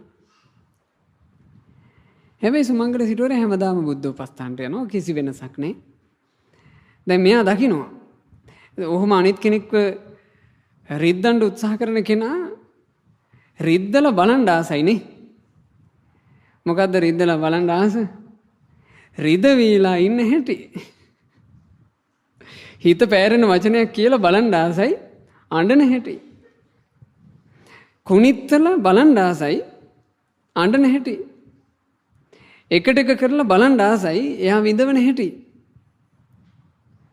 ඕකනේ ලාමක හිතවල ස්වභාවය. ඉතින් සුමංගල සිටුවරයාගේ කුඹුරේ ආයට ගෙනි තියලා මේ අනේ මගේ කුඹුරේ ආයට මේ මොකෙද්ද ගෙනි තියලා කියලා අඬ යනවා බලන්න තමයි හිටියේ. අනේ ගානක් නැහැ. හරක් පට්ටිය කකුල් කපලා මගේ හරක් පට්ටිය විනාශ කළා මොකෙක් හරි කියලා අඬ යනවා බලන්න තමයි හිටියේ. අනේ මුකුත් නැහැ. දැන් මොහුගේ හිතට හරි නෑ මේක. කොච්චර කළා රිද්දන්න බෑනේ. සේවකයෙකුට කතා කළා. නිකන් ඔය වෙච්ච සිදුවීම ආරංචි වෙච්ච මිනිස්සෙක් වගේ කතා කළා මේ ඔහෙලගේ සිටුවරයාගේ කුඹුරයාය හත් වතාවම ගිනි ගත්තලුනේ. ඌ එහෙම එකක් වුණා තමයි. හැබැයි සිටුතුමාට ගානක් නැහනේ. නෑ අපේ සිටුතුමාට ඔය කුඹුරයාය ගැන ගානක් නෑ. මේ මදිවට ජීවත් වෙන ගෙදරත් හත් වතාවක් ගිනි තිබලුනේ. ඔව් ගේත් ගිනි ගත්ත තමයි. ඒ වුණාට සිටුතුමාට ගානක් නැහනේ. ඔව් අපේ සිටුතුමාට ගෙවල් වලින් වැඩක් නෑ. අර හරක් පට්ටියත් හත් වතාවක් කැපුවලුනේ. ඔව් එහෙම එකකුත් උනා තමයි. හැබැයි සිටුවරට ගානක් නැහනේ. අපේ සිටුතුමාට ඔය හරක් පට්ටිය වලින් වැඩක් නෑ. දැන් එහෙම කියනවා. සේවකයන්ටත් මේක ගානක් නෑ. ඇහුවා ඉතින් ඔහෙලගේ සිටුතුමා කොහොමද ඔහොම ඉන්නේ? නෑ අපේ සිටුවරයට ඔය ඔක්කොටම වඩා වටින දෙයක් තියෙනවානේ. අපේ සිටුතුමාට වටින්නේ කාශ්‍යප බුදුරජාණන් වහන්සේට පූජා කරපු ගන්ධ කුටියයි කිව්වා. ඒ ගන්ධ කුටිය නිරූපද්‍රිතව තියෙනවා නම් සිටුතුමාට ඒ හොඳටම ඇති. කල්පනා කළා හරි මන් දෙන්නම්. ගන්ධ කුටිය ගිනි ගන්න හැටි උඹට වැඩි දවසක් යන්න කලින් බලන්න ලැබෙයි. බුදුරජාණන් වහන්සේ පොඩ්ඩක් බැහැරට වඩිනකන් ඉඳලා ඔහු බුදුරජුන්ගේ ගන්ධ කුටිය ගිනි තිබ්බා. බලන්න පින්වතුනේ සමාව දීමට දක්ෂ නොවීම නිසා කොච්චර භයානක පවක පටලැවුණද. බුදු කෙනෙක්ට පූජා කරපු ගන්ධ කුටියට ගිනි තිබ්බා. ගන්ධ කුටියේ බුර බුරා ඇවිලෙනවා. සේවකයෝ ඇවිල්ලා සිටුවරයාට කිව්වා අනේ සිටුතුමනි ගන්ධ කුටිය බේරගන්න බැරි වෙන්න ගිනි ගන්නවා. සිටුවරයා ඇහුවා මොකක්ද? බුදුරජුන්ගේ ගන්ධ කුටිය. ඔව් ගන්ධ කුටිය ගිනි ගන්නවා. සිටුතුමාගේ මූණේ ඉරියව්වක්වත් වෙනස් වුණේ නැහැ. ගනින්න කරත්තේ යමන් කිව්වා. ඕන කරත්තේ ගිහිල්ලා දැන් ගන්ධ කුටිය ගිනි ගන්නවා මිනිස්සු වතුර ඇද ඇද නිවන්න ලැහැත් වෙනවා. සිටුවරයා කරත්තෙන් බැස්සා. ආත් දෙක පිටිපස්සට කරගෙන හරි ප්‍රීතියෙන් ගිනි ගන්න ගන්ධ කුටිය දිහා බලන් ඉන්නවා. සේවකයට පුදුමයි. සේවකයා ඇහුවා සිටුතුමනි මේ බුදුරජුන්ගේ සුගන්ධ කුටිය ගිනි ගද්දී ඔබට දුකක් නැද්ද? නෑ මිනිස්සු මම මේ හිතා හිටියේ බුදුරජාන් වහන්සේට පූජා කරපු ගන්ධ කුටිය අඩුපාඩු තියෙනවා. මීට වඩා හොඳ වයින් එකක් පූජා කරන්නේ කොහොමද කියලා මං හිටියේ. ඒත් බුදුරජාන් වහන්සේ එක ගන්ධ කුටියක් තියෙද්දී තව එකක් පිළිගන්නේ නෑනේ. දැන් මේ ගන්ධ කුටිය ගිනි ගත් එක හොඳට ගියා. මට තව හොඳ ගන්ධ කුටියක් බුදුරජාන් වහන්සේට පූජා කළා කියේ. බලන්නේ හිතේ තිබුණු දක්ෂකම. සමාව දෙන්න දක්ෂ හිත, සමාව ගන්න දක්ෂ හිත, පහසුවෙන් යමක් අතහරින්න දක්ෂයි කියලා මම ඔයාලට කිව්වා. බලන්න ඒ දක්ෂකම තිබ්බා එතුමා ගාව. එතුමා ඒ කියපෙක අර හොරදෙරු අහගෙන හිටියා. සිටුතුමා සුගන්ධ කුටිය ඊටාම කෙටි කලකින් ඉදි කළා. සුගන්ධ කුටිය කාශ්‍යප බුදුරජාණන් වහන්සේට පූජා කරන මොහොතේ සිටුවරයා බුදුරජාණන් වහන්සේ ඉදිරියේ පුණ්‍ය ප්‍රාර්ථනාවක් කළා. ස්වාමීනි භාග්‍යතුන් වහන්සේ ශාස්ත්‍රුන් වහන්සේට සුගන්ධ කුටිය පූජා කොට රැස් කරගත්ත මේ පිනේ පළමු කොටස මං අනුමෝදන් කරන්න කැමතියි. මට හතුරුකම් කරන්න එන ඒ පුද්ගලයාට මගේ කුඹුර 7 වතාවක් ගෙනි තිබ්බ. මගේ නිවස 7 වතාවක් ගෙනි තිබ්බ. මගේ හරක් පට්ටිය අහිංසක හරක් 7 වතාවක් ඝාතනය කරපු මේ සුගන්ධ කුටියටත් ගිනි තබාපු ඔහුහට මේ සුගන්ධ කුටිය පූජා කරපු පිනේ මුල්ම කොටස අනුමෝදන් වේවා කියලා අනුමෝදන් කළා. දරා ගන්න බැරුව ගියා අර හොර දෙටුවට. එහෙම දන ගහගත්තා. දන ගහගෙන එක ගහ අඬන්න පටන් ගත්තා. අනේ මහා සිටුවරය මට සමාවෙන්න. ඔබ වගේ හොඳ පුද්ගලයෙකුට මම මේ කරපු එක හරි නෑ. මට සමාවෙන්න. සිටුතුමා ඉක්මනින් උරහිසින් අල්ලලා නැගිටිව්වා. හරි පින්වත මම ඔබට සමාව දෙනවා. ඔබ ඔය කරපුව අමතක කළා දාන්න. බලන්න සමාව දීමේ දක්ෂකම කොච්චර ලස්සනද කියලා. පටලැවෙන ප්‍රශ්න වලින් බේරෙන්න පුළුවන් නේ. මම ඔබට සමාව දෙනවා. හැබැයි මිත්‍රයා මම දැනගන්න කැමතියි ඔබ ඇයි මට මෙහෙම එකක් කළේ? කිව්වා මතකද සිටුතුමනි මීට අවුරුදු කීපයකට කලින් ඔබ බුදුරජාණන් වහන්සේට උපස්ථාන කරන්න එද්දී නිදාගෙන ඉන්න කෙනෙක් දැකලා මේ වචන කිව්වා. ඒ වචනේ කිව්වේ ඔබ මටයි. මට ඒ වෙලාවේ කේන්ති ගියා. මං ඒ කේන්ති පිරිමහන්න තමයි මේ අවුරුදු 7ක් 8ක් මේ පස්සේ පෙන්නුවේ කිව්වා. ඒ සිටුවරයාගේ තිබුණු ලස්සන. ඒ සිටුතුමා කිව්වා අනේ පින්වත මං ඕනේ නැති වචනයක් කියලා. මට සමාව දෙන්න. පුදුම ලස්සනයි. ඒ සුමංගල සිටුවරයා අච්චර වැරදි කරපු පුද්ගලයාගෙන් එක සැනින් සමාව ගත්තා. ඒ සුමංගල සිටු කාශ්‍යප බුද්ධ ශාසනයේම මාර්ගඵල ලබා මේ සංසාර කතරින් එතර වුණා. හැබැයි ඒ සුමංගල සිටුවරයාගේ අභියස මහ භයානක පාප කර්ම කරගත්ත කෙනා අජගර ප්‍රේතයා වෙලා ගෞතම බුද්ධ ශාසනයේ අහසේ විඳව හිටියා. අපි දන්නේ නැහැ. තවත් විඳවනවා ඇති. අපි දන්නේ නැහැ. ඒ ප්‍රශ්නේ තව සසරේ කොච්චර දිග්ගැහිද කියලා. ඒ නිසා පින්වතුනි සමාව නොදීම නිසා සමාව නොගැනීම නිසා සංසාරේ ප්‍රශ්න දිග්ගැහෙනවා. සමාව ගැනීම නිසා සමාව දීම නිසා ගොඩාක් ප්‍රශ්න විසඳෙනවා සංසිඳෙනවා. ඒ නිසා පින්වතුන්ලාට අද මේ කියා දීපු උතුම් බණපදයේ හද මණ්ඩලයේ දරාගෙන සමාව දීමට දක්ෂතා ඇති අහිංසක හිතක් සමාව ගැනීමට දක්ෂතා ඇති අහිංසක හිතක් උපදව ගන්නට වාසනාව ලැබේවා. සාදු සාදු සාදු.